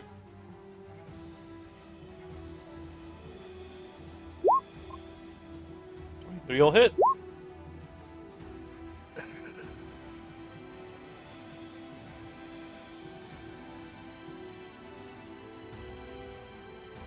That'll be it. Diggory. I'm realizing something. I have a shield in my inventory. Mhm. Shields don't count as weapons as far as, like, unarmed attacks are concerned. Yeah. So I I'm think gonna- it just technically removes the bonus action to use your offhand to punch again. Well, for the moment, I can handle a 21 AC, though. Yeah. Let's see. Then, okay, so here's so let's see. If I'm thinking this right, I'm gonna use the dash action first. Go Okay. 5, 10, 15, 20, 25, 30, 35, 40, 45, 50, 55. Get right behind it. It's not out of range. Never is out of range of Shadow, who can then move as well to box in the troll. I get to use, because I moved more than 20 feet from the dash action, I get to use horns as a bonus action and as part of my Goring Rush ability. Okay.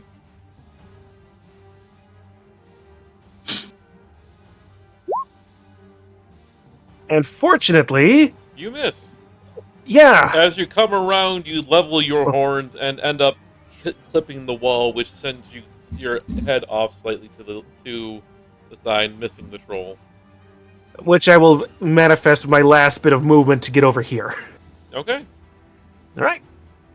And that's all I can do. Cinder, your turn.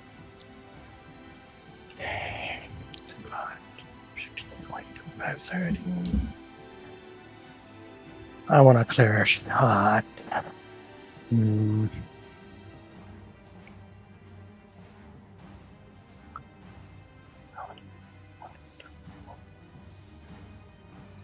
much hands off my mouth. 5. And right there.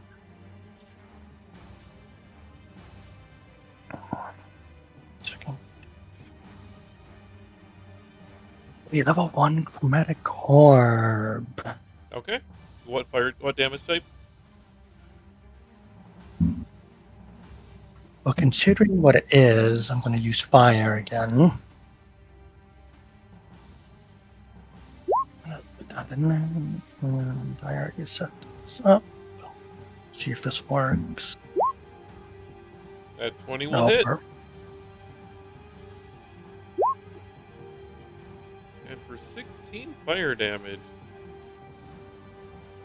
The creature seems enraged as your chromatic orb splashes across it. And it roars in anger.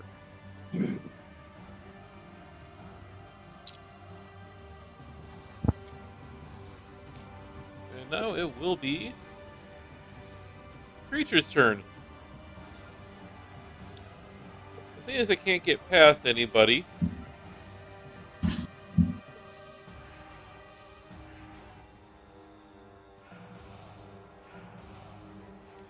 it is going to make its first attack against Diggory's Shadow. Missing. It'll make a second attack against Diggory's Shadow. Also missing. Missing again. It will make its final attack against Diggory's Shadow. Still missing. Man, but these monsters are very ineffective right now. Either that or my shadow is just incorporeal enough. And since it cannot move right now, Dr. Gwenwyn.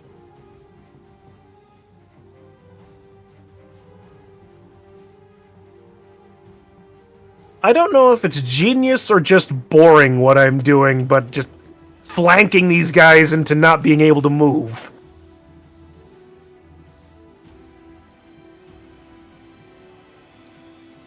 How about a mix of both? I mean, it is a big monster in a small cave. Should have thought of that about being able to move around. Right, I'm just thinking just in general, like on streams things, right? Like, you want to see some action happening, and if I limit the movement of the opponent, however good sense it makes. At 25 hits and 5 damage.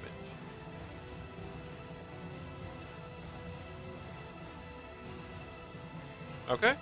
Anything else for you? Yeah.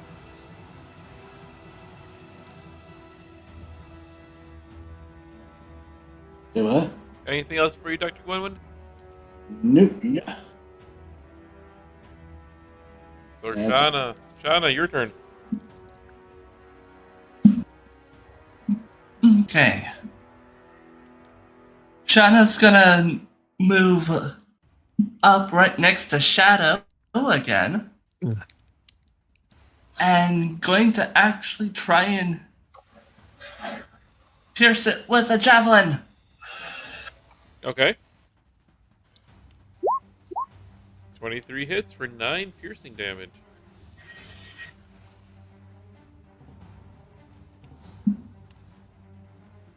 Yay. The creature roars in pain as you stab it. Rote. Check. You, A 14 will miss. Yeah, Uh, Divine Smite. yeah, had to go look because I have Kitsu's character sheet open, so I had to scroll through to find it. Okay. Kitsu's going to Divine Smite, Okay. which is just extra CX Divine, which does use up one of your spell slots. I think it uses it. Looks like it did. I'm going to move over to the side. You can get closer to Diggory, and that'll be my turn. Okay. Speaking of Diggory, Yeah, speaking of me. Alright. Here we go. Well, what else am I going to do other than punch? Because it's what I do. I punch things. I punch things good. I punch things at a 25 to hit. hits. Plus searing... So, bludgeoning damage, plus searing smite. So that's 1d6 fire damage.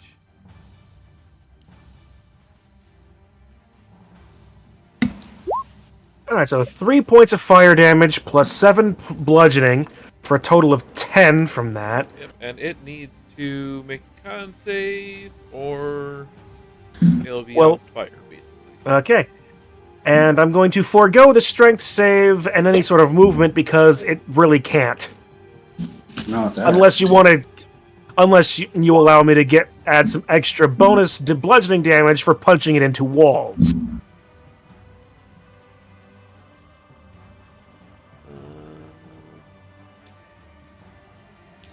Ro, what's your spell DC?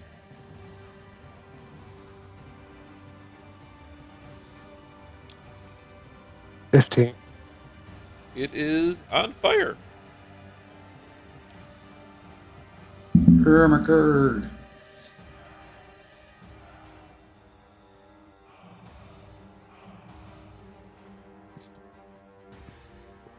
Oh wait, fire damage target in place. It's supposed to do that at the start of its turn.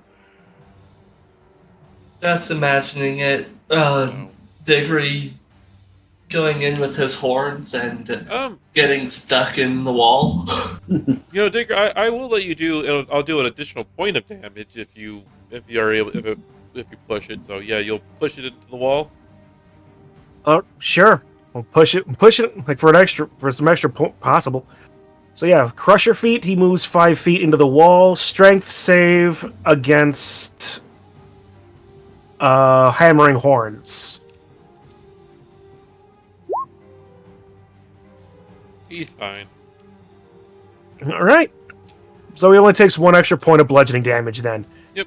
It was only a suggestion, by the way. No, that's fine. I don't mind doing that. It's kind of thematic. You slam him into the wall. All right. Works for me. Cinder. And that'll be it. Yep. Alrighty then.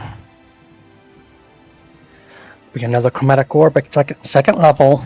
Or 48, but I'm also spending a sorcery point, and I'm empowering the spell. Oh boy.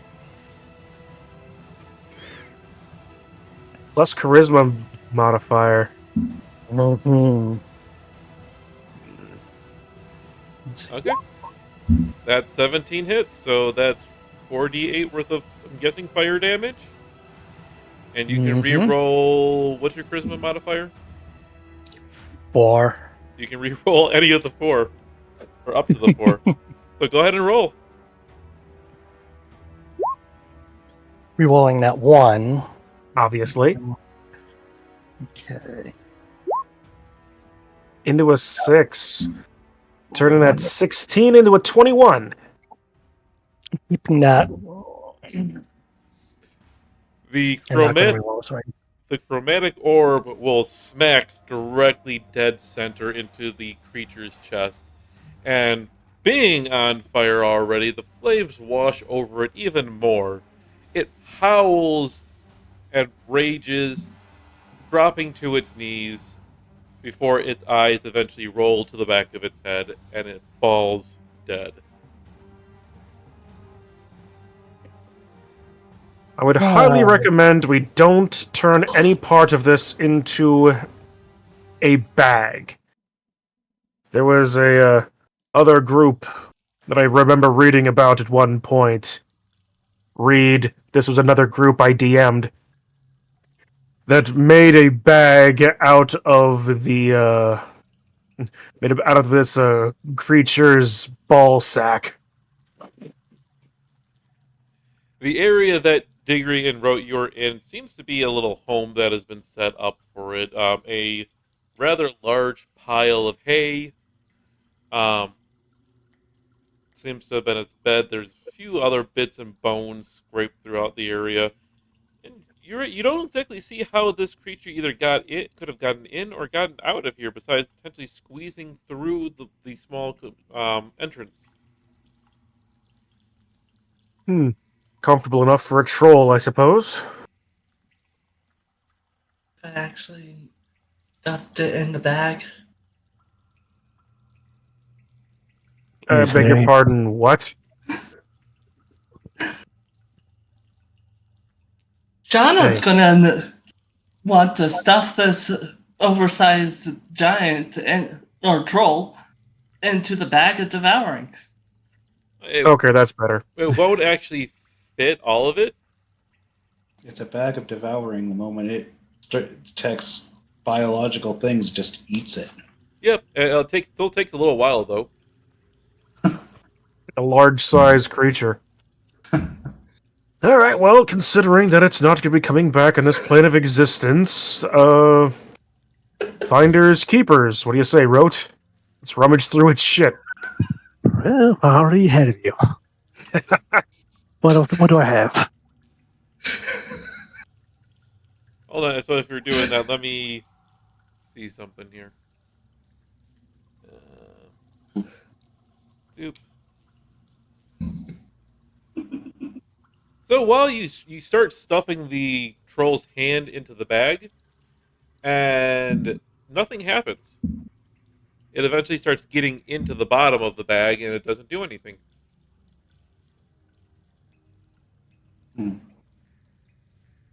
Just imagine the bag is just just up to its torso. It's just its legs just sticking out of it, and it's just and it's just like this, just the legs going into this bag. Like, huh? And Rote and Kind Diggory, of makes the whole thing scary, Poppins, doesn't it? make me a perception check.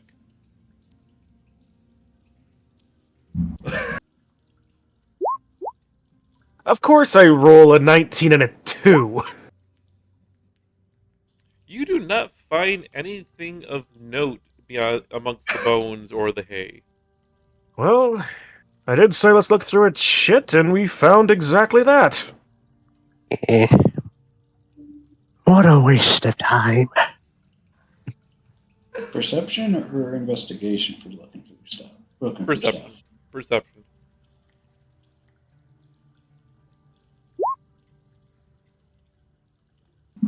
There's the 19 in a functional manner. Dr. Gwen, when you go over another look for that, and in the hay, you will find a very nice jewel encrusted dagger. Yoink. Wrote. How is it that we missed a jewel-encrusted dagger? I don't want to think about it.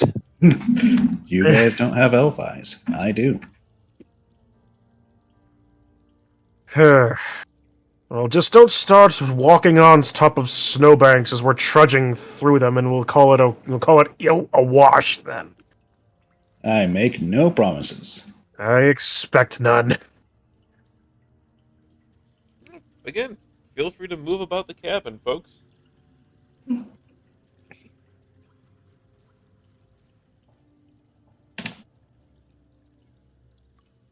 So let's see. We've had winter wolves that have been part of some variety of tests.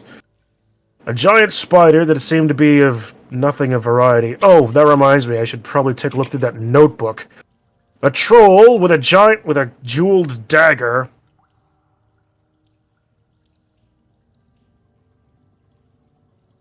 And I'm assuming you all, when we split up, came from further south, at least. A gem that we No, we don't have a gem. don't have the gem. No, it disappeared. The gem disappeared for the frogs. Mm-hmm.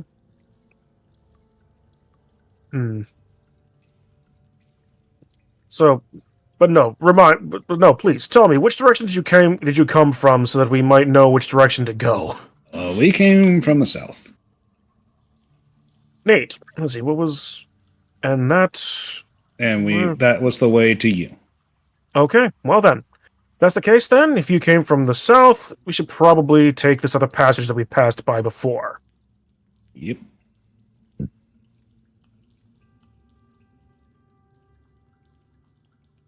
Now we came from that way, Rote. There was a giant spider and a pack over there. And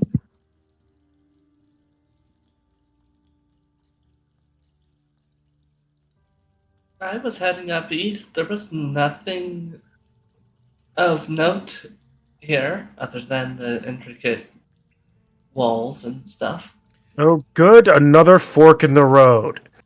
So, Well, as you get into this area, you'll notice that the area, at least that you're standing in, is littered with more offerings. Most seemingly food related, but most are well past their expiration date.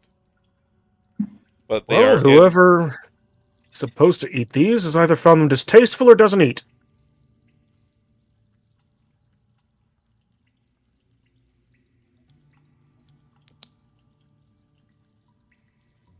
All in all, it's just another fork in the wall. Alright, so how are we taking it this way? I'll go left, I suppose. I guess I'll go this. If we're gonna do it again this way, I'll go this way. I'll go with Rote. As you're Oh, approaching that far down that part Yeah. of the wall, you'll notice that this We'll wall go with here Diggory. is carved with depictions of a rather large-looking dragon-like creature, standing over a group of people that seem to be worshiping it. And then the next depiction later on shows those people holding crops or other items that look like they are now a lot more wealthy. Should I roll a history check? This looks promising. You can, yes. Mm-hmm. Okay, roll,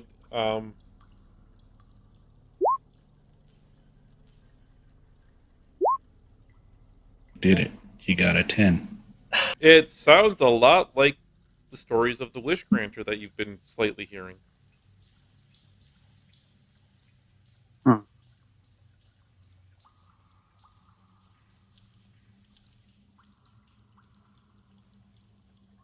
Okay, guys. No, well, that makes that decision all the better. Well, we stumble across what looks to be well-mined and kept stone tile. You will see in front of you here, this area right here is a nice entryway to an actual carved out area. The outside is carved in runes from in a language that nobody can recognize here. Um, it seems to be some ancient language beyond anybody's understanding. Note to self, play a warlock sometime. Take eyes the rune keeper, and nothing written shall be hidden from you. The entryway is actually, and the floor itself is very nice stone that, while looks cracked, has been actually really well maintained. Um, and in general, everything looks very clean and nice. So as you step forward a little bit, you can see this here. At the end of the room, there's two statues of what look to be kingly figures. And in each of their foreheads is a very, very large jewel.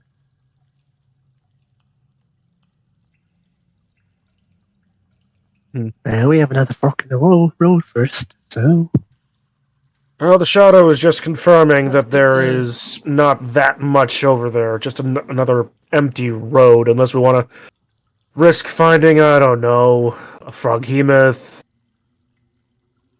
or something else. I'd rather just take. I'm just well, going down this temple area. I don't much like the idea of being flanked, so I think some of us should Well, go and here, check it out. how about this? You go in there, and I take up the rear. That way, anything out there's got to go through me, and that's as good as not being I'll flanked, take the isn't it? front. No, I think I prefer to be able to run freely. Okay, here we go again. You three take the temple. Me and Road, I'll accompany Road for the time being. Again.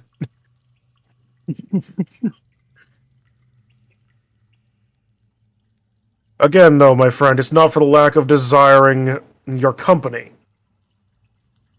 I get the better company. See ya. Eh, well, I think this way we'll have less traps if nothing else, so let them be with the first ones and then we come back So, later. as you guys, so hold on one second, stop right there for Oh. you guys. So, as the three of you have entered this area proper now, a voice echoes inside your head again, different from the first. This one seeming more manic and childlike, actually. Are you coming to play with us? I guess. It's been a while since somebody come to play.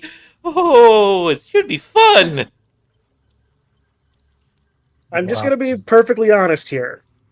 I have been watching D&D Just right YouTube for past. far too long. I'm just gonna be telling you right now, I am aware of the metadata here, what's going on forward. I am. I'm not. That's why I'm stopping talking. Got All right, it. So continue on. Just know I'm smiling. Anyway,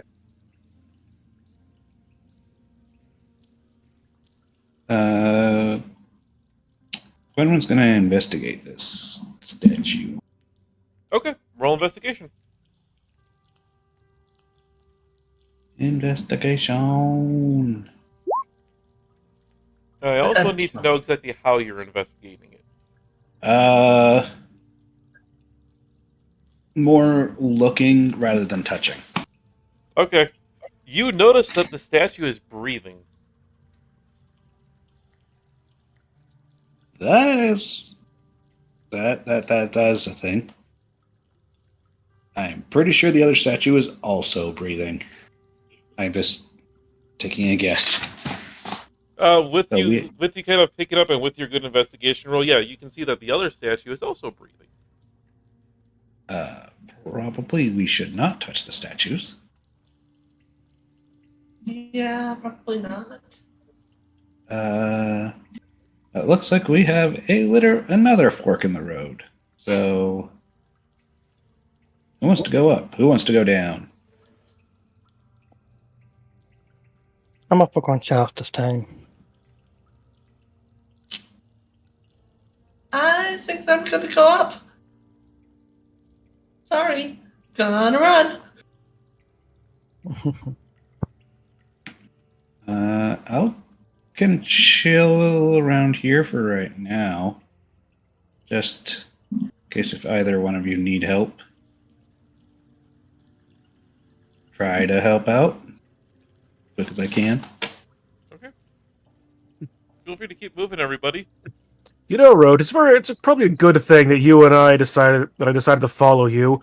Having, like, even though you're kind of an off tank as a cleric, having an actual tank and not splitting between a bunch of squishies is probably a great thing for the situation.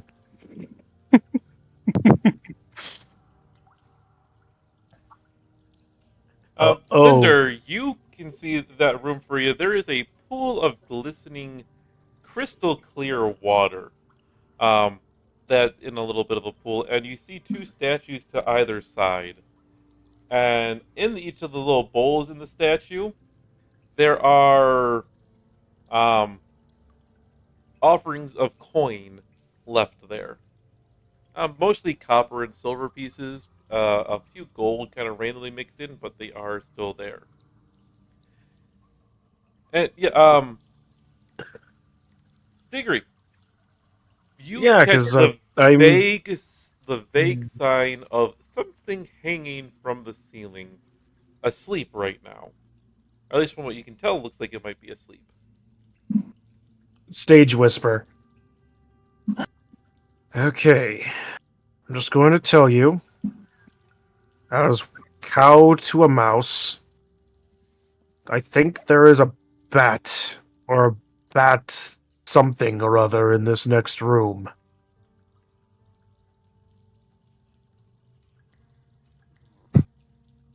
Seems a bit large for a bat, maybe. I can't really tell at this distance. But Hmm. you go ahead and Okay. take a look. Shadow, go take a look. 2, 5, 10, 15, 20. I can't help but also think about what's going down there, but I'm committed to this. 20, and I'm just going to stop it right there. So everybody pause where you're at, just in case this goes a little bit crazy. Oh, it's going to go crazy. Digger, you see 5 creatures. Make a history check to see if you can actually recognize them through your All right. Okay. While he's doing that, Assorted studies. I'm going to Oh. roll. I'm going to roll Of course. wisdom. Of course, I get the 2 on that. I'm going to roll wisdom, either or, for if Gwynwyn's curiosity gets the better of him of actually touching the statue. Okay. Right. Because 7. Okay. He is holding off on his curiosity. Diggory, you Because don't know of what these this. are, but Rote, you kind of take a look. You know these are Sioux monsters. What's the zoo monster? Sioux they are creatures that are cunning and basically wicked primates that really inhabit caves. They are very dangerous in groups. They can use their prehensile tails to um, take down creatures, and they also have a bit of psychic capabilities. So what you're telling me is we don't want to fight these things. They are still asleep, hanging from the ceilings by their tails. I would highly recommend us both, if we want to move forward, to not and meet back up with the rest of the group. 'Cause if we're going to try to sneak past it, remember, I'm not sneaky. Question, is my shadow sneaky? Your shadow is just silent. It's Works for me. a shadow. Hmm. 5, 10, 15, 20, 25, 30. Okay. Okay. Wrote, I am going to do something kind of dumb. Hopefully this will be a way to get around this whole thing. Before you do anything, here you go. Oh, thank you. All right. So, first, I'm going to use the teleport ability of my echo, which allows me to swap places with my echo. Okay. I'm assuming that that's going to be silent. Yeah, I'll let it be silent. Because you're just basically Okay. swapping places. I am then going to dispel my echo for a moment Okay. and then remanifest it 5, 10, 15, 20, 25 over here. Okay. Is there anything on the ground beneath these monkey things that I can see? No, there is not. I am going to dispel my echo again, remanifest it 5, 10, 15, 20, 25, 30.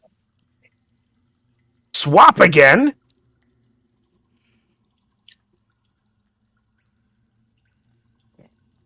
On one hand, it takes a while, and it's certainly not visibly stealthy, but as long as it doesn't make a sound, right? Yes, that's well, would be useful to have, I suppose. Yes. Now, since there's nothing under there that we need to worry about, what about down here? Looking into the area, you can see that this area has basically kind of become the Sioux Monsters kitchen slash bathroom slash disposal area. There are bodies and piles of refuse and other things littered about, and a small pool of water that has turned a very nasty green from the things thrown in it. 15, 20, just being super, super obsessive about this again. Swap places once again. Is there anything worth looking at? Make a perception check. 14s. You can use guidance. Oh, yeah, sure. Why not? +4, 17.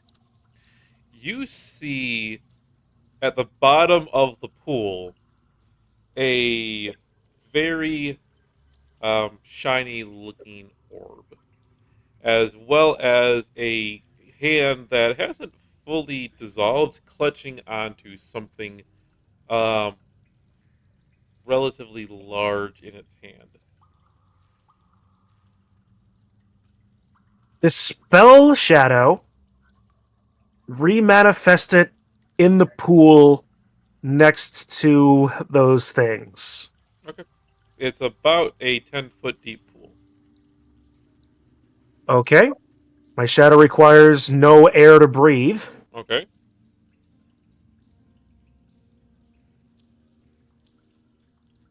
So there is a gem and a crystal, you said?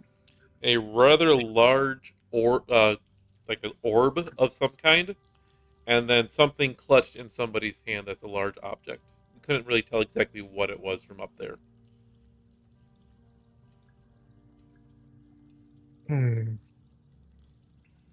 Fortunately, I don't have enough levels in Echo Knight to truly see through my Echo's senses. That'll happen eventually. I do have this. Well, that's true. I'm gonna have my shadow try and grab the orb first and bring it back up to me. Okay. I'm going to grab my shield and mace real quick. Have your shadow roll a con save. All right, it uses my same stats for saves. 13. You will watch as your shadow grabs the orb and seems to be sucked inside of it. Well then, Quick, trade places with your shadow. I am not going to do any such thing. But Save your shadow. But considering that if on one hand Which place it's is gone gonna to get hit? a different plane, if it's gone to a different plane, it already dematerialized. If it was destroyed, then it dematerialized anyway. It gains Hey. sentience. And since I can summon it an infinite number of times during in between rests, I'm just gonna summon it again, try again. Though I've got my suspicions on what this item is. You try to summon it, but it doesn't summon. Well, I'm right fucked, aren't I? No, really, I am right fucked. You just got rid of half of my subclass. I mean, like right now when you just try to just summon it. You can still sense that your shadow is still within the 30 feet of you.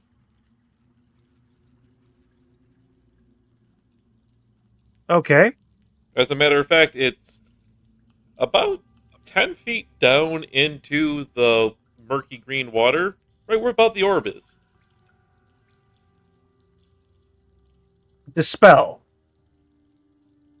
You can no longer feel your shadow. Manifest Echo.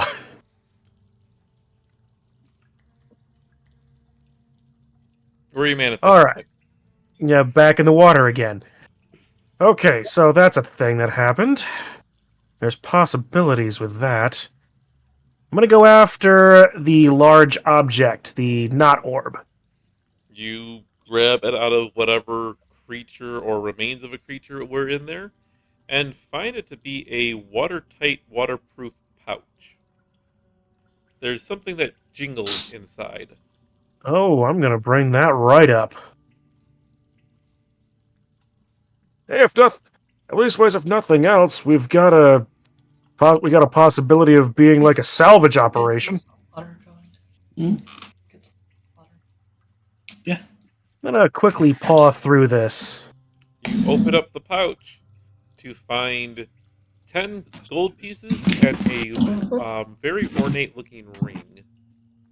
Ooh. I believe I have something that you might want to look at, Rote. when we have more time. In the meantime, I'm going to try this. I'm going to give this one more go. I'm going to send my echo back down Okay. and try after that orb again. Make a con save.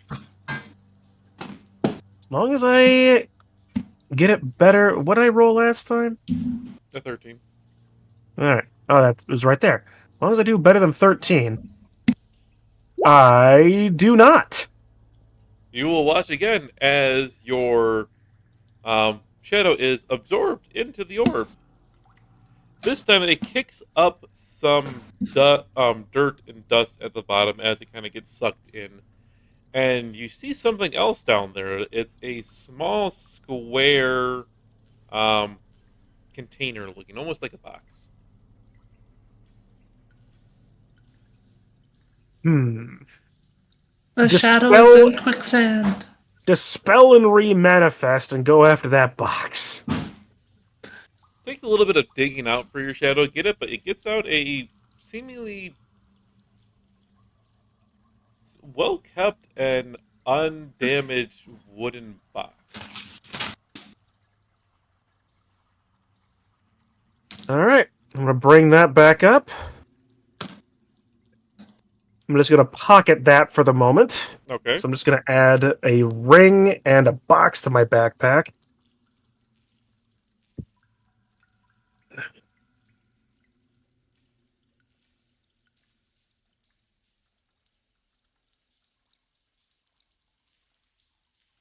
No, add a, no, don't add custom item. So, Sinner, as you were moving forward, I didn't catch you moving in regards to that. As you walked through the water, you feel refreshed, like you just had a long rest.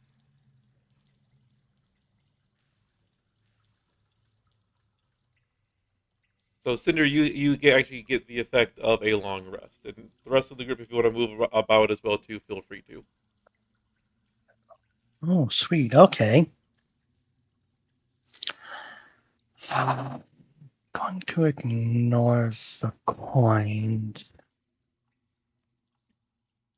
Over on your side there, Cinder, you see what is again more statues. These with more offerings that you've seen before. They are um, food offerings. They are different kinds of grain and stuff like that.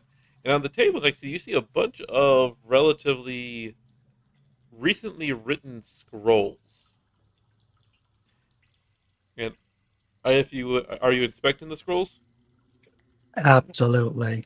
They're a list of names, totaling right now about 50 of them.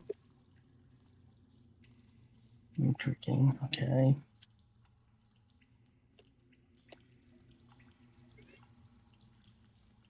Is there is the genders mixed? Is there any kind of anything I can notice about the names? Is it just It, different languages? it's just a bunch of different names, although they all seem to be more names that you might find in the Sword Coast versus what you would imagine you could potentially find in Chult here. Um, and they are just a general mix of both male and female names. There's no seeming rhyme or reason to any of them.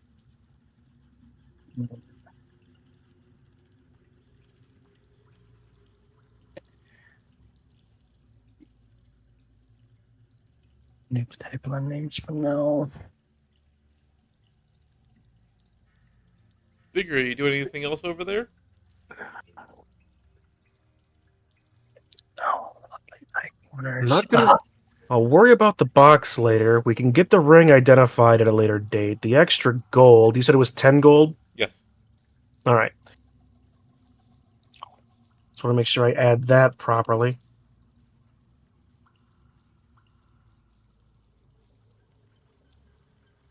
Cinder, as you get to that point right there, another voice enters into your mind. This one distinctly um, older and a female voice.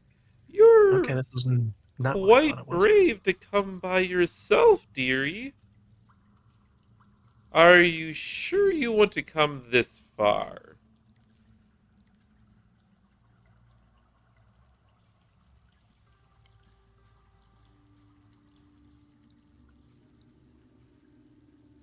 Going to press forward. Okay. Okay, Rote, I'm gonna need a second opinion on this. On what? There is a very distinctly magic item at the bottom of this pool. Every time I try to move it with my echo, it disappears into, I'm assuming, a side plane. There's a possibility that it could not, but getting it out could prove to be a problem, especially if one of us try to get it and we can't get out. Hmm. I see. Cinder, you find yourself looking into a very large room. You can hear some braziers and some flames crackling in there, and you can see pools, a large pool of very clear water, kind of gently rippling along the area.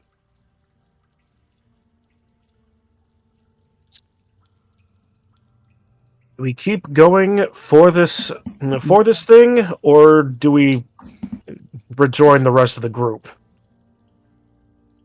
I would say if I went down there, I could probably get rid of the water and help things move along, even identify it to see what it is before you even move it.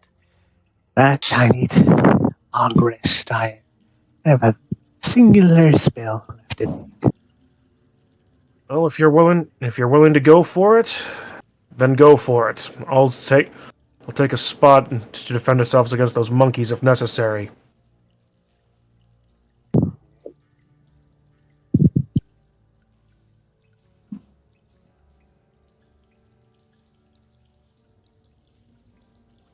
So, Road, are you going for the?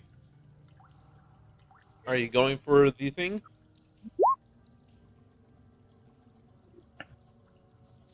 So, just to kind of give you an idea here, um, this is a 15-foot wide, 15 by 10 by 10-foot um, pool of water. You're destroying 10 gallons at a time. This is over 1,000 gallons in here. Never mind then. 100 casts of Create Destroy Water.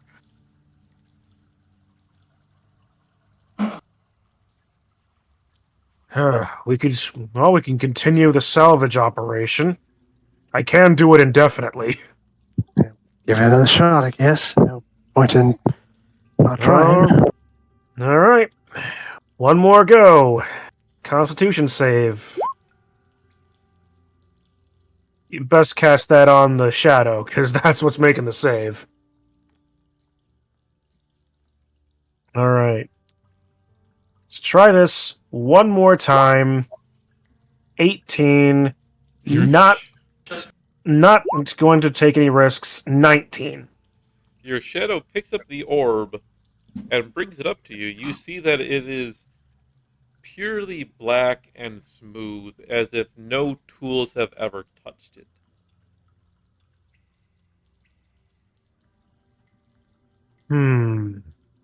Well, we finally got it out.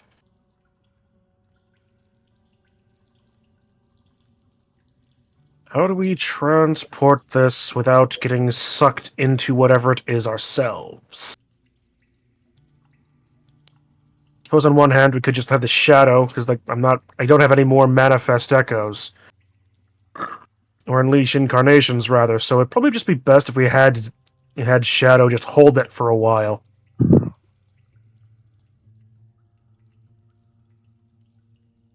Unless you want to take the time to identify it. Well, you see, identifying requires that I touch it, so Yes, I would recommend then we don't do that right now, because I don't want to lose any of our party needlessly. We can do that later. Perhaps. Alright, so we'll keep Diggory in the back line. Well, Diggory, we'll keep Shadow in the back line, but let's go meet up with the rest of the group. Right?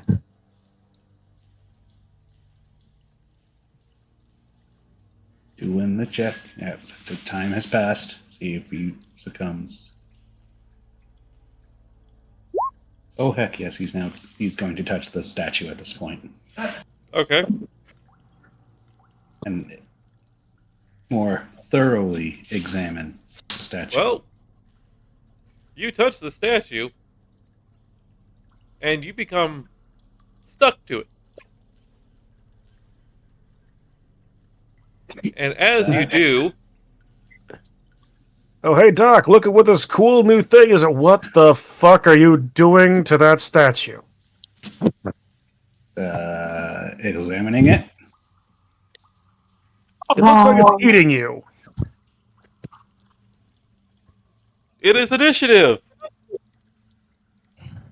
Everybody except Soroshana, because she's too far away.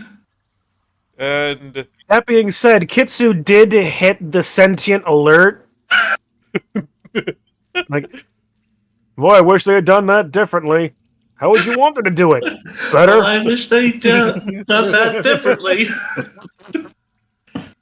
Yeah, she has your stream up on your phone. I know. I figured. Oh boy, oh boy. Did my initiative not go to me? it did not go to you. I'll add you in a second. Yeah.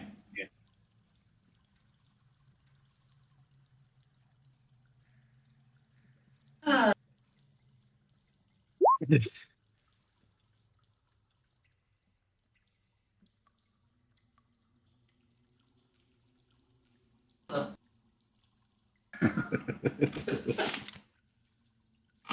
then we add Dr. Gwendolyn, who had a 7. Then everybody. 2 mimics, Diggory, Cinder, Road, and Dr. Gwendolyn. Yep. Oh, it is this mimic's first turn. And it has a sorceress right next to it.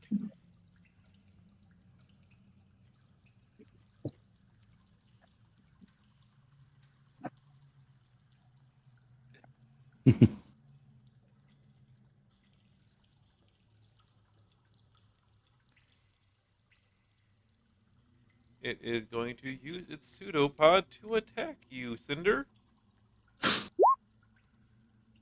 I'm guessing a 7 misses. Oh yeah.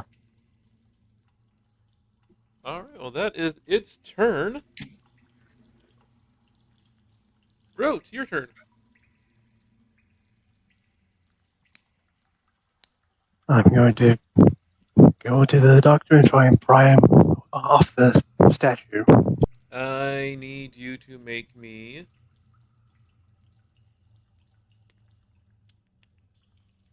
a strength check.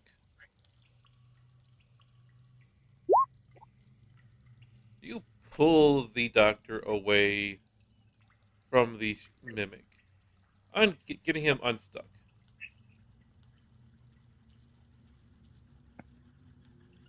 Then I run away. All right. It is that mimic's turn, who's going to turn around and just attempt to attack Dr. Gwendolyn anyway.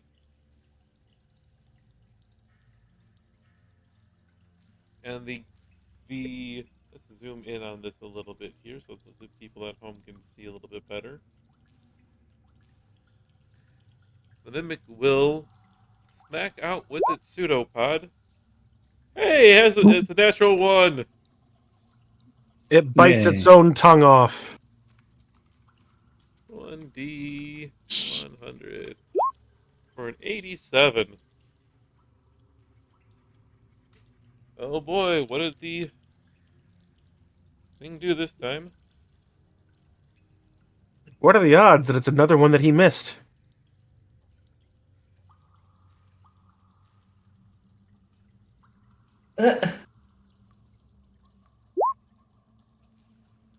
Uh, 80 to 85. It stumbles away 10 feet, and you get an attack of opportunity. And the rest of the attacks in this combat are at a -5. That is kind of brutal. So it is boom and Oh, stumbles there and there. That 15 hits for 5 damage. Yay. And just so I know that it is weakened, put that on there for it. Just want to see something. Okay. Shauna's just having her own adventure up in the north. Do you want to roll performance for painting something? Yeah. Dr. Gwenwyn, your turn. No. You are frustrated. There is nothing to inspire you in the area. Not even the sounds of combat. But Dr. Gwenwyn, your turn.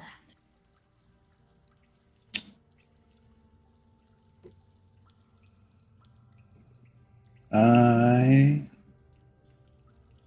will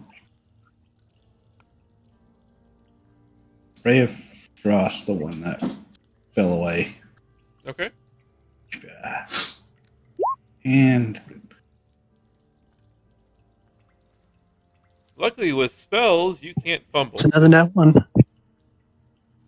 yay. I was just about to ask, is there a spell misfire table? Not that I have developed yet. That one has been kind of elusive to me. Well, you could borrow the Warhammer one where there's a chance the realm of chaos will just open up and kill you. No, you know what? You know I what's have- even more fun than that? The wild magic sorcerer table? Yes. There you go.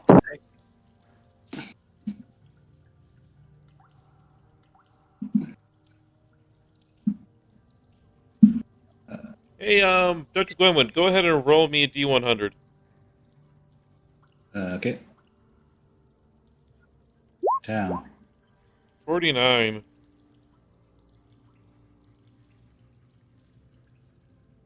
For the next minute, while you try to cast your spell, something completely goes awry. For the next minute, your thoughts and actions are broadcast by a narrator that can be clearly heard from up to 100 feet away. Oh, Stanley. Whatever were you doing casting your spell like that? Now some other jackanape has to make my voice while you do your thing. How far away is Sorshana? Let's see. Shauna can hear that. So Shauna, you would have been. You can hear somebody, a weird, disembodied voice narrating the fact that Dr. Gwenwyn has just missed with the Ray of Frost. Oh, why couldn't he have cast that spell much, much better? Do you, Shaking his head, That's Dr. it. Gwenwyn wonders why exactly a voice is now being broadcast throughout the entire dungeon. Shauna, would you like to join combat now? I think this combat round, she's She wouldn't have been able to act in this combat round, but well, She's kind of confused over why she's hearing a voice all of a sudden. That's not the embodied voice. all right. Well, Cinder, you're up. okay. I definitely want to step back, but is there disengage rolls? I didn't seem to see any. Just normal disengage rules for D&D. It's an action Okay, to then. disengage. Want to Step back without the attack of opportunity.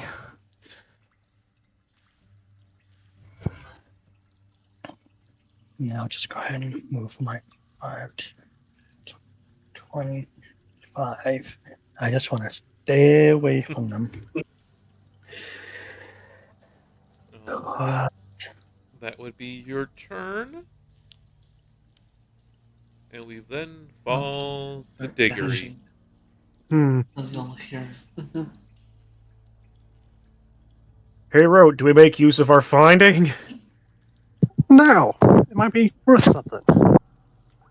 Okay. So, 5, 10, just so I'm all... 15, 20. I'll swap places with you, Sender. And I'll give 5 points to whoever can guess what I'm gonna do. Is it kick? Fail it. Punch. No, I'm not going to kick, I'm going to punch. Are you gonna falcon kick? Oh, depending on which direction this dice goes. A falcon punch. 15 hits. It very well could have been a nat 1. I know my poker face is terrible for this, but I have the physical dice, well, physical in quotes. You can just see which one it is and just wondering which way it's going. I get to see all the crits and fails that happen before they show up on screen. It's just long enough for me to be like, oh damn, what is going to come up first? Alright, 11 points of bludgeoning damage into a wall for the Crusher feat. An extra point for that one, and it will make its strength saving throw.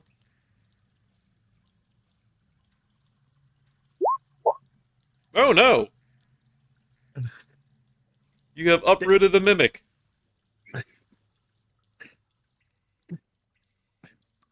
Another semi-sentient alert. Because mimics are technically tacky, as in sticky. I love my alerts.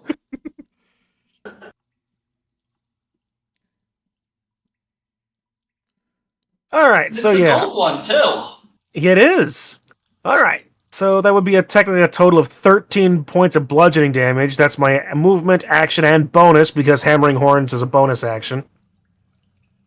And if I'm using my shield, I really can't be using a second punch, so that's the end of my turn. Alright. It is that mimic's turn, the one that you just punched. It is slightly upset with you. So it is going to... Well, don't be nearly so upset about being punched in the jaw when your entire body is a jaw. It is going to bite you and fail. No, it won't.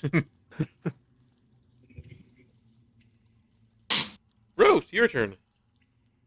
I'm gonna run up here and hit it. Let the bonkening commence. Ooh, Critical! Oh, mighty bonk! Roll me that one D129 on the critical table. Double damage, so roll whatever you roll your damage and double it. So 10 damage.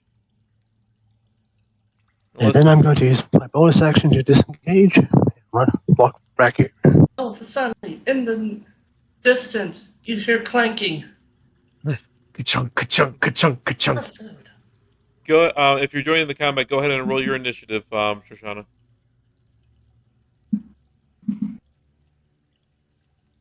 Oh. Mm-hmm.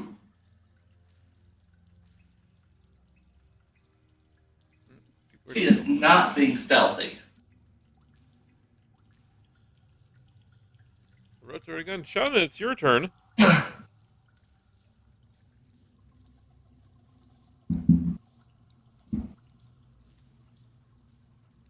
She is dashing towards where the combat is coming from.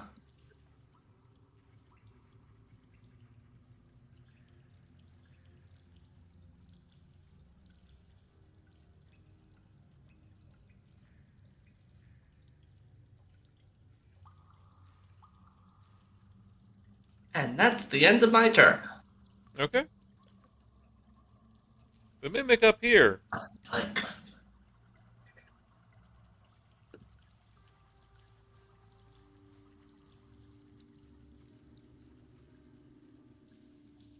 Will move forward and attack with against Dr. Gwenwyn.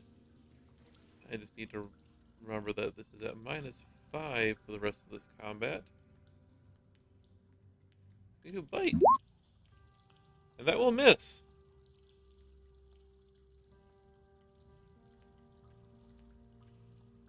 Dr. Gwenwyn.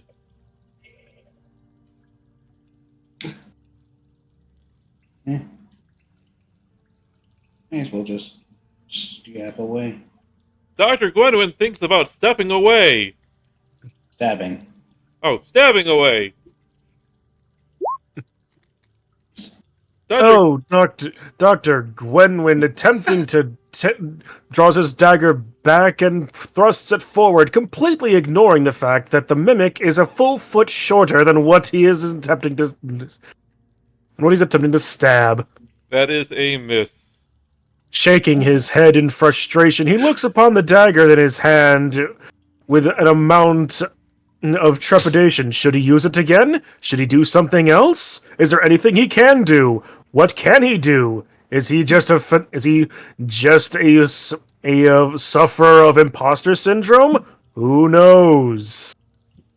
Wait a minute, this Certainly not Dr. Gwenwyn. Cinder, your turn. Demo keys.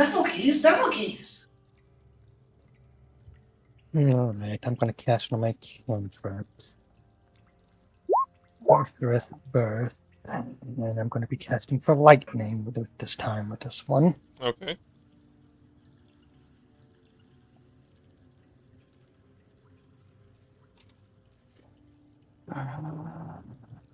Just adjust them a little bit. Alright. Ah! Neat. Hey, cool. Roll me a D100. Just in the corner and throw a javelin in that. At the If it ends up being that there's two narrators, 37.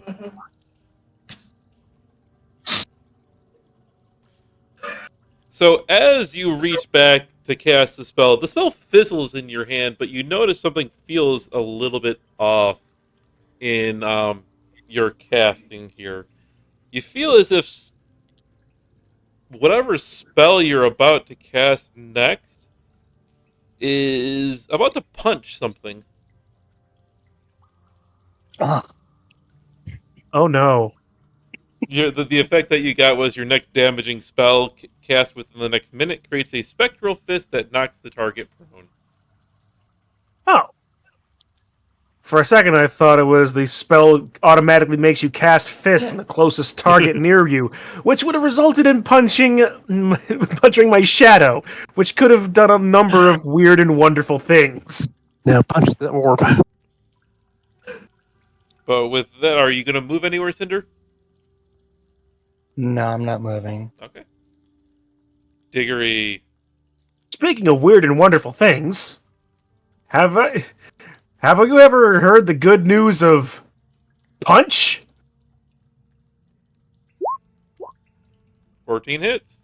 My dice was almost like No, but I'm you sure do you're not gonna get jog a, 'em. My dice were almost, you are not getting away with that joke, as there were ones on exposed faces.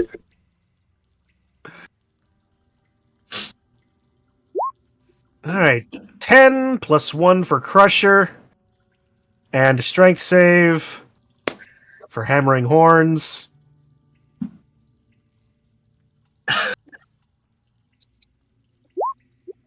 No. Nope, so a total of 12 bludgeoning damage off of that. And actually, I keep forgetting, Crusher also gives me advantage on all attacks. So so it would have been a 26, not a 14. I thought it was only if you critted on it, your next one is an advantage. Hey, maybe you're right. Hang on. I fucking read this before. You score a critical hit. Yes. Okay, so it's only criticals. Neat. Carry on, folks. Turns over. The Mimic attempts to bite Diggory again, As it is being tired of pushed around, bounced into the wall, and just knocked all over the place. If it's any consolation, you've been a better punching bag than the one I make for myself out of things. Ouch. So This 21 just hits my armor with my shield out. it chomps down on you. A total of 6.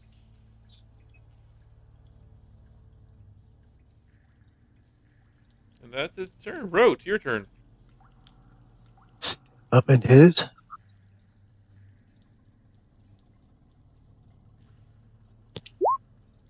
I'll be back. I gotta use the bathroom. 23 hits, and that is 6 points of damage. Then bonus action disengage, and I'm done. Shauna, your turn.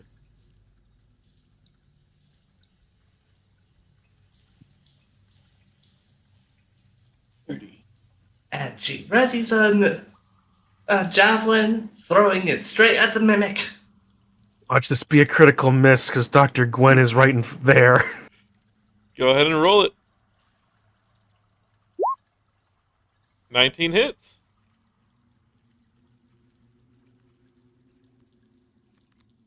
And 8 piercing damage.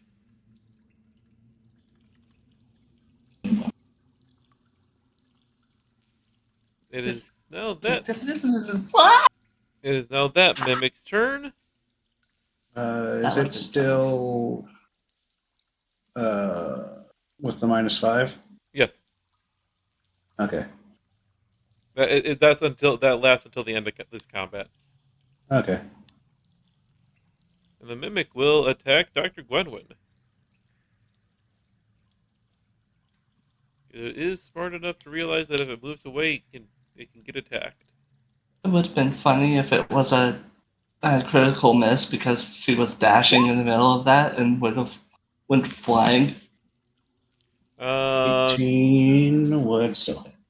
So that is 18 damage to you, 7 acid, 11 piercing.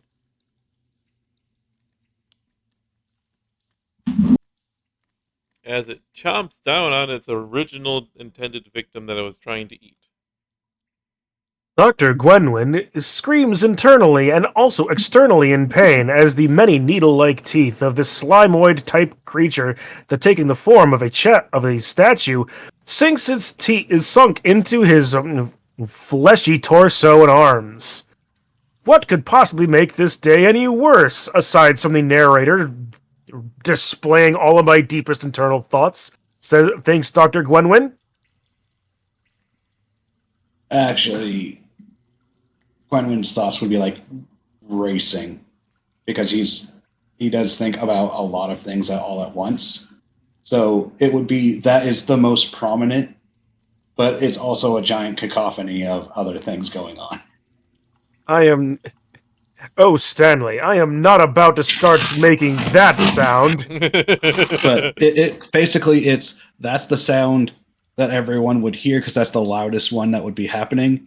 But there's all these other sounds going on as well because he's constantly thinking of other things. So it is Dr. Gwenwyn's turn. He thinks about what he's about to do in his deck. Will he lunge with the dagger? Will he try to step away and cast a spell? What will he do? He doesn't even know yet. The voice is annoying. Will he cry himself to sleep? Will he piss himself? All of these things are possibilities. Oh, again, Dr. Gwenwyn swings the dagger, aiming for somebody who's not even there at the time. Why are there two voices that are playing the narrator? Because that's how he thinks. He thinks with multiple. He thinks a lot. It sounds an awful lot like the internal dialogue of one of the other players, he thinks, but why would he know that? It's only the internal dialogue of the person playing the voice, says the voice, thinking of Dr. Gwenwyn. Alright, it will be Cinder's turn. What the actual fuck are we doing? Fighting the literal curiosity of an artificer. I suppose. Because he totally could have just not touched the thing. But he could have, but you... He could have totally not touched the thing, but he was making wisdom saving throws against not touching the thing. He eventually failed, and so touched the thing.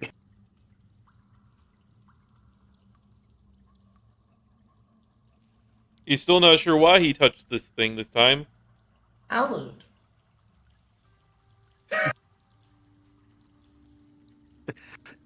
What is this large black object that Diggory's shadow is holding? Maybe I should touch that thing next.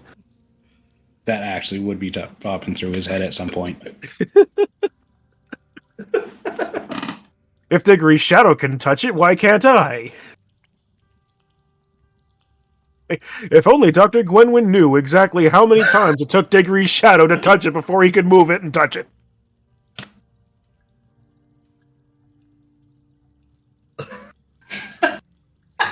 Yes, Cinder's turn. Yep, once she... I would just like to make it perfectly known right now that I am entirely sober. I have not had a single alcoholic drink yet today.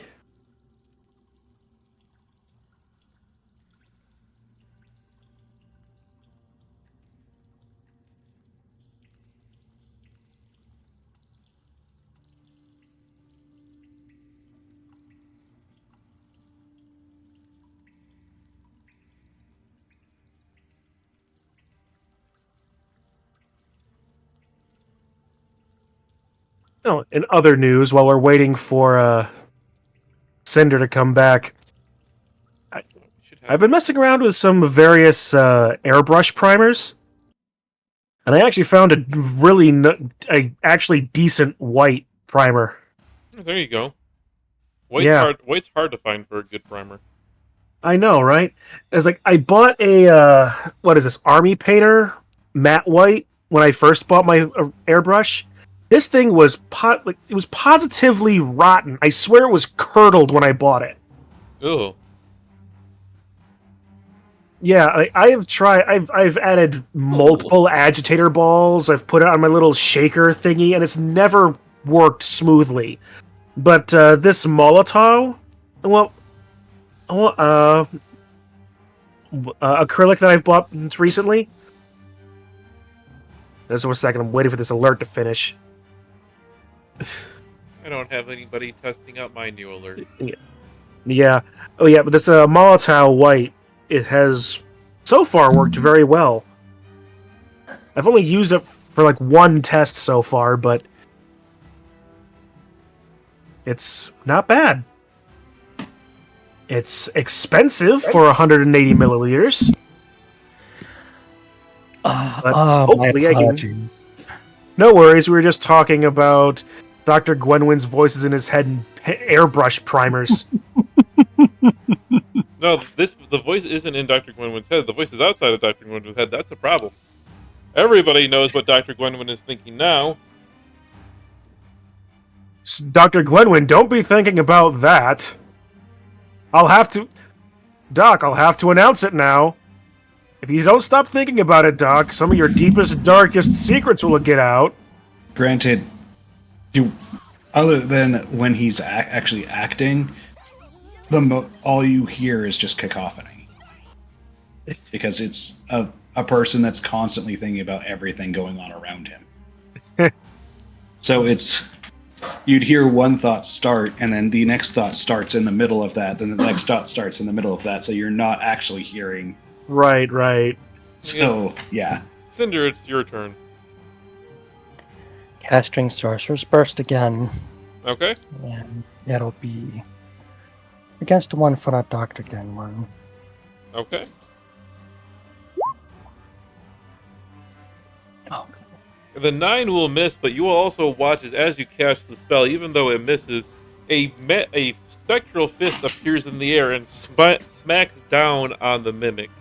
If it was any other creature, it would have been knocked onto its butt and knocked prone, but can't knock a mimic prone. okay. It's 100% jaw and 100% ass.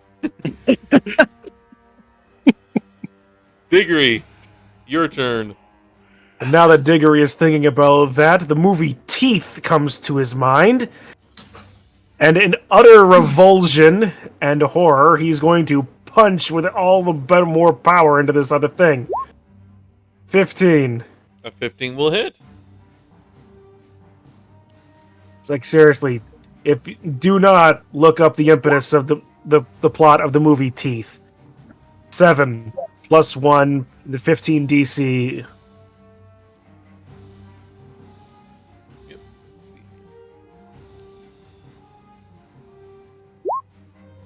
No. All right, so 9 total bludgeoning damage as I continue to punching bag him into and out of the wall. Boing, boing, boing, boing. Huh, maybe I'll keep this one around. It's been a fantastic speed bag. Well, this one feeling like it's being beaten up and not enjoying that will attempt to bite at you again. You get bounced between a wall and a fist multiple times, and you tell me if you enjoy that. 7 misses, by the way. It does.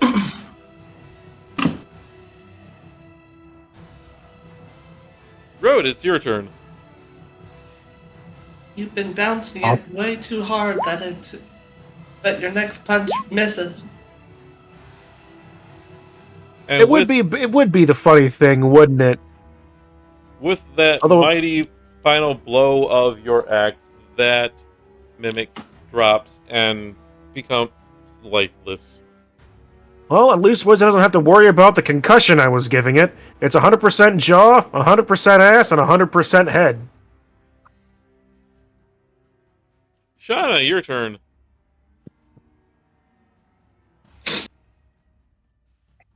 Well, tell it to quit getting ahead of itself.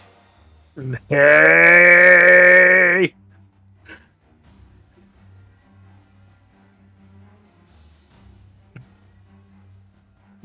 Shauna's gonna charge in and try to distract it. No, you need to get your javelin out of it. Yeah. Pick up your javelin. Gonna rip the javelin right out. Okay, you pick up your javelin. Hey, you gonna tell it to quit while it's ahead? And stab it again. Yes. You'll poke your eye out, you'll poke your eye out. 24 hits. Do you Do you want to smite? mind smite? Yes.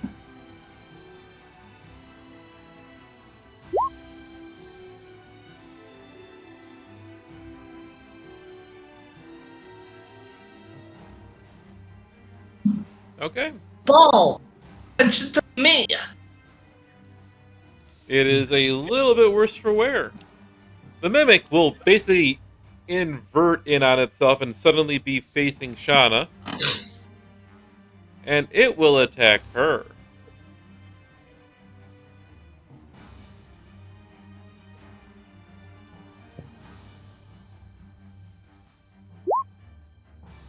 And it will miss. Good roll. Dr. Gwenwyn steps up for his action. He wonders what he can do again. He's been missing all of his attacks lately. Yeah. May as well keep going. 22 will hit. Good job, Doctor. Finally determining to stab a little bit further down for once. Is the doctor doing anything else? No. Cinder. I Quick, can take your turn before we go insane with the narrations. Good job, Stanley. Sorcerer's Burst again. That 20 will hit. Only 3 lightning damage. Fuck. 3 lightning damage.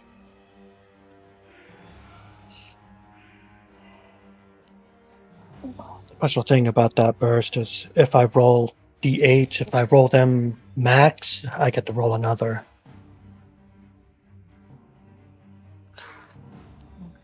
Up to the limit of my charisma. All right, and Diggory.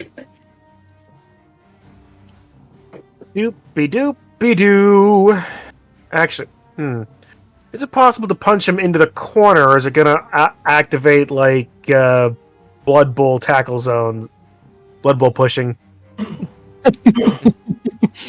You can push in any direction that you have them, but no, if you're doing this one, it's gonna go. If you're try to push him like this, it's gonna push him into the statue square.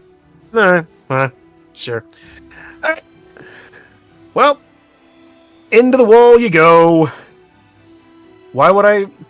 Don't worry, I haven't forgotten about you. I showed your friend a good time. 22 hits. concussions on delivery. Go ahead and roll damage. 13 bludgeoning damage.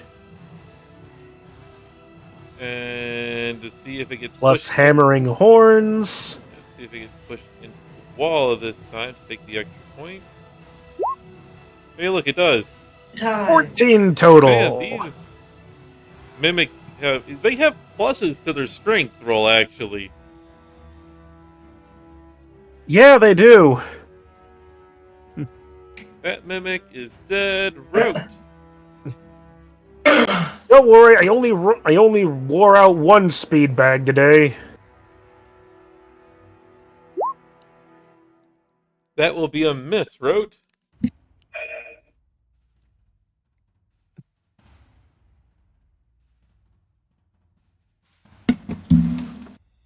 Impressive, Doctor. You just watched your two friends completely knock this thing out for a loop.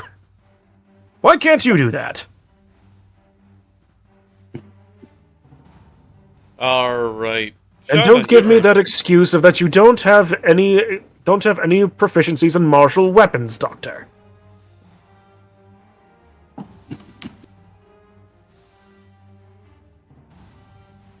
Is Shauna still next to it in this way? Yeah. Okay. So,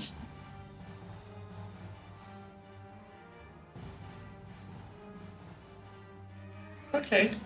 Then let's do another piercing strike.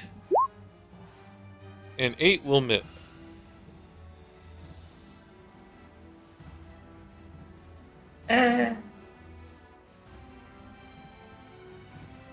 Let's see. What can we do about that?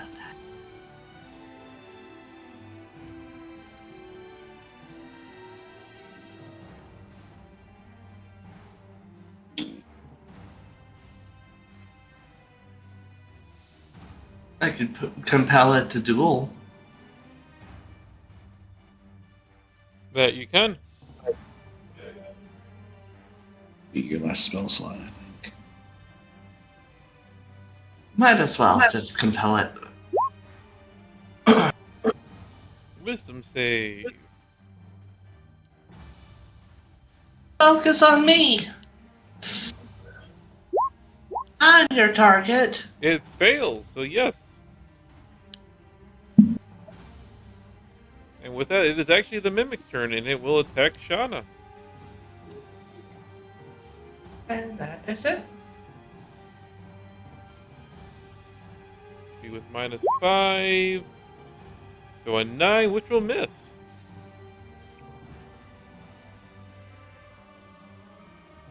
Dr. Gwenwyn.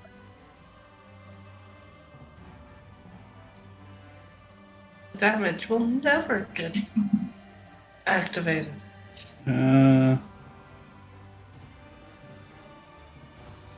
Try and stab it, I guess. Okay. 25 Poor hits. mimic. And as you step down into it, the creature melts down back into its amorphous form, blubbering one last time as it dies.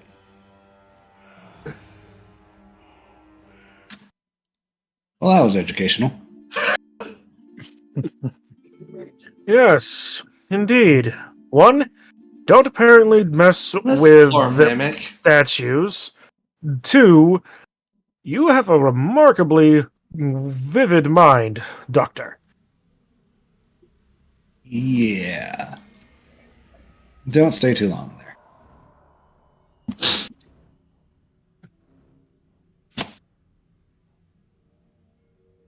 Right. Okay, so just going to drop this as an idea. We've been going for a little over 3 hours. Yep. I was gonna say, do we want to either call it here for the session and then pick right back up, or do we want to press on for a little while longer? I say we end it here. You go make dinner. This is as good place as any to do that. Okay. Then we But it's Before we do alright. that, actually, I want to identify the ring, since we have the Oh, pool of certainly. long rest. Oh, certainly. I'll hand over the ring I picked up before. okay. How many first level spells do you have left to be able to do? No, I'm using my second level spell slot for that. Okay. So I was gonna say, you could also do it with the dagger I picked up.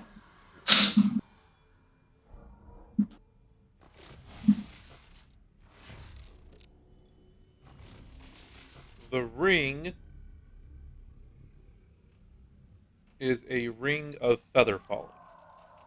Ooh. It's full. And if you Yeah. are casting it at second level, I will allow you to identify one other thing. Oh, identify the dagger. It is a +1 dagger. Yay. Keep that one, and I'll be taking the feather fall if you don't mind. Yeah. Well, very well. Don't imagine any of us are going to be doing much falling, but sure. Alright. Keeping the weapon though. All right. And while all that's going Who on, knows, I we may as might well find a open up trap this. that will fall right be. May as well open up this box that we've got as well too. You open up the box. You find a small square leather pouch inside of it, tightly wrapped Small- around what seems to be a solid object inside of it. Hmm. I carefully unwrap that object. That's not. It doesn't unwrap. It's a little flap on the top, and if you open up the flap, you see a bunch of cards. Oh. And at this point, I'm going to stop right now. I'm going to go to the pool of long rest and get my charges back, then go back and identify it. You identify it as a deck of many things. Oh, no. Rot pool is the card. Okay. Hold on. Oh no! You said it. You got to do it. We're going to do it. It's done. Damn.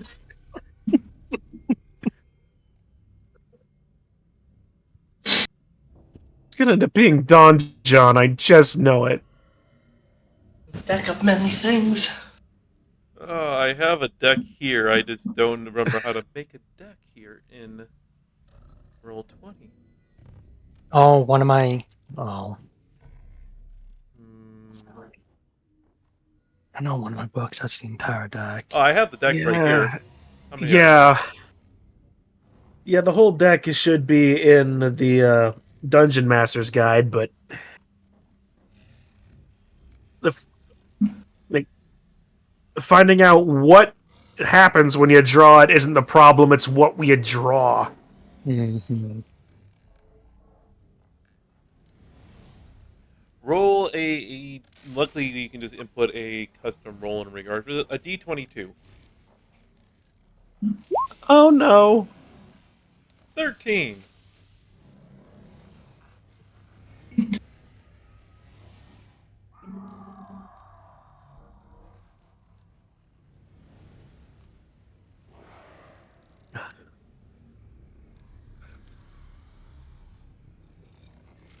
as you pull a card from the deck. You pull the Flames card. Uh-oh. Nothing happens so far, but as the card burns away in your hand, you have this feeling that something's after you now.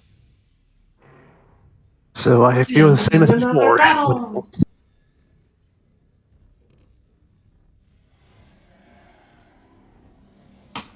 And with that, we will end the session. Well, if nothing else, we have another plot hook. I touched the orb to identify it.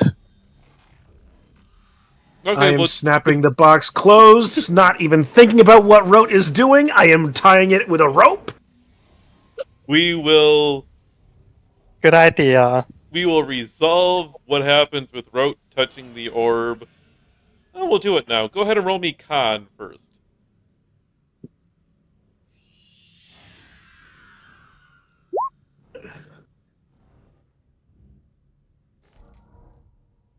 Yeah, he would have the ability to know. Oh no. Roll the d4 anyway. Rote, you find yourself sucked in. Well, Rote, you don't notice anything actually different for yourself here, other than you. The Diggory shadow seems a lot taller out of nowhere. The rest of the group will see Rote be sucked into the orb, vanishing from sight. No.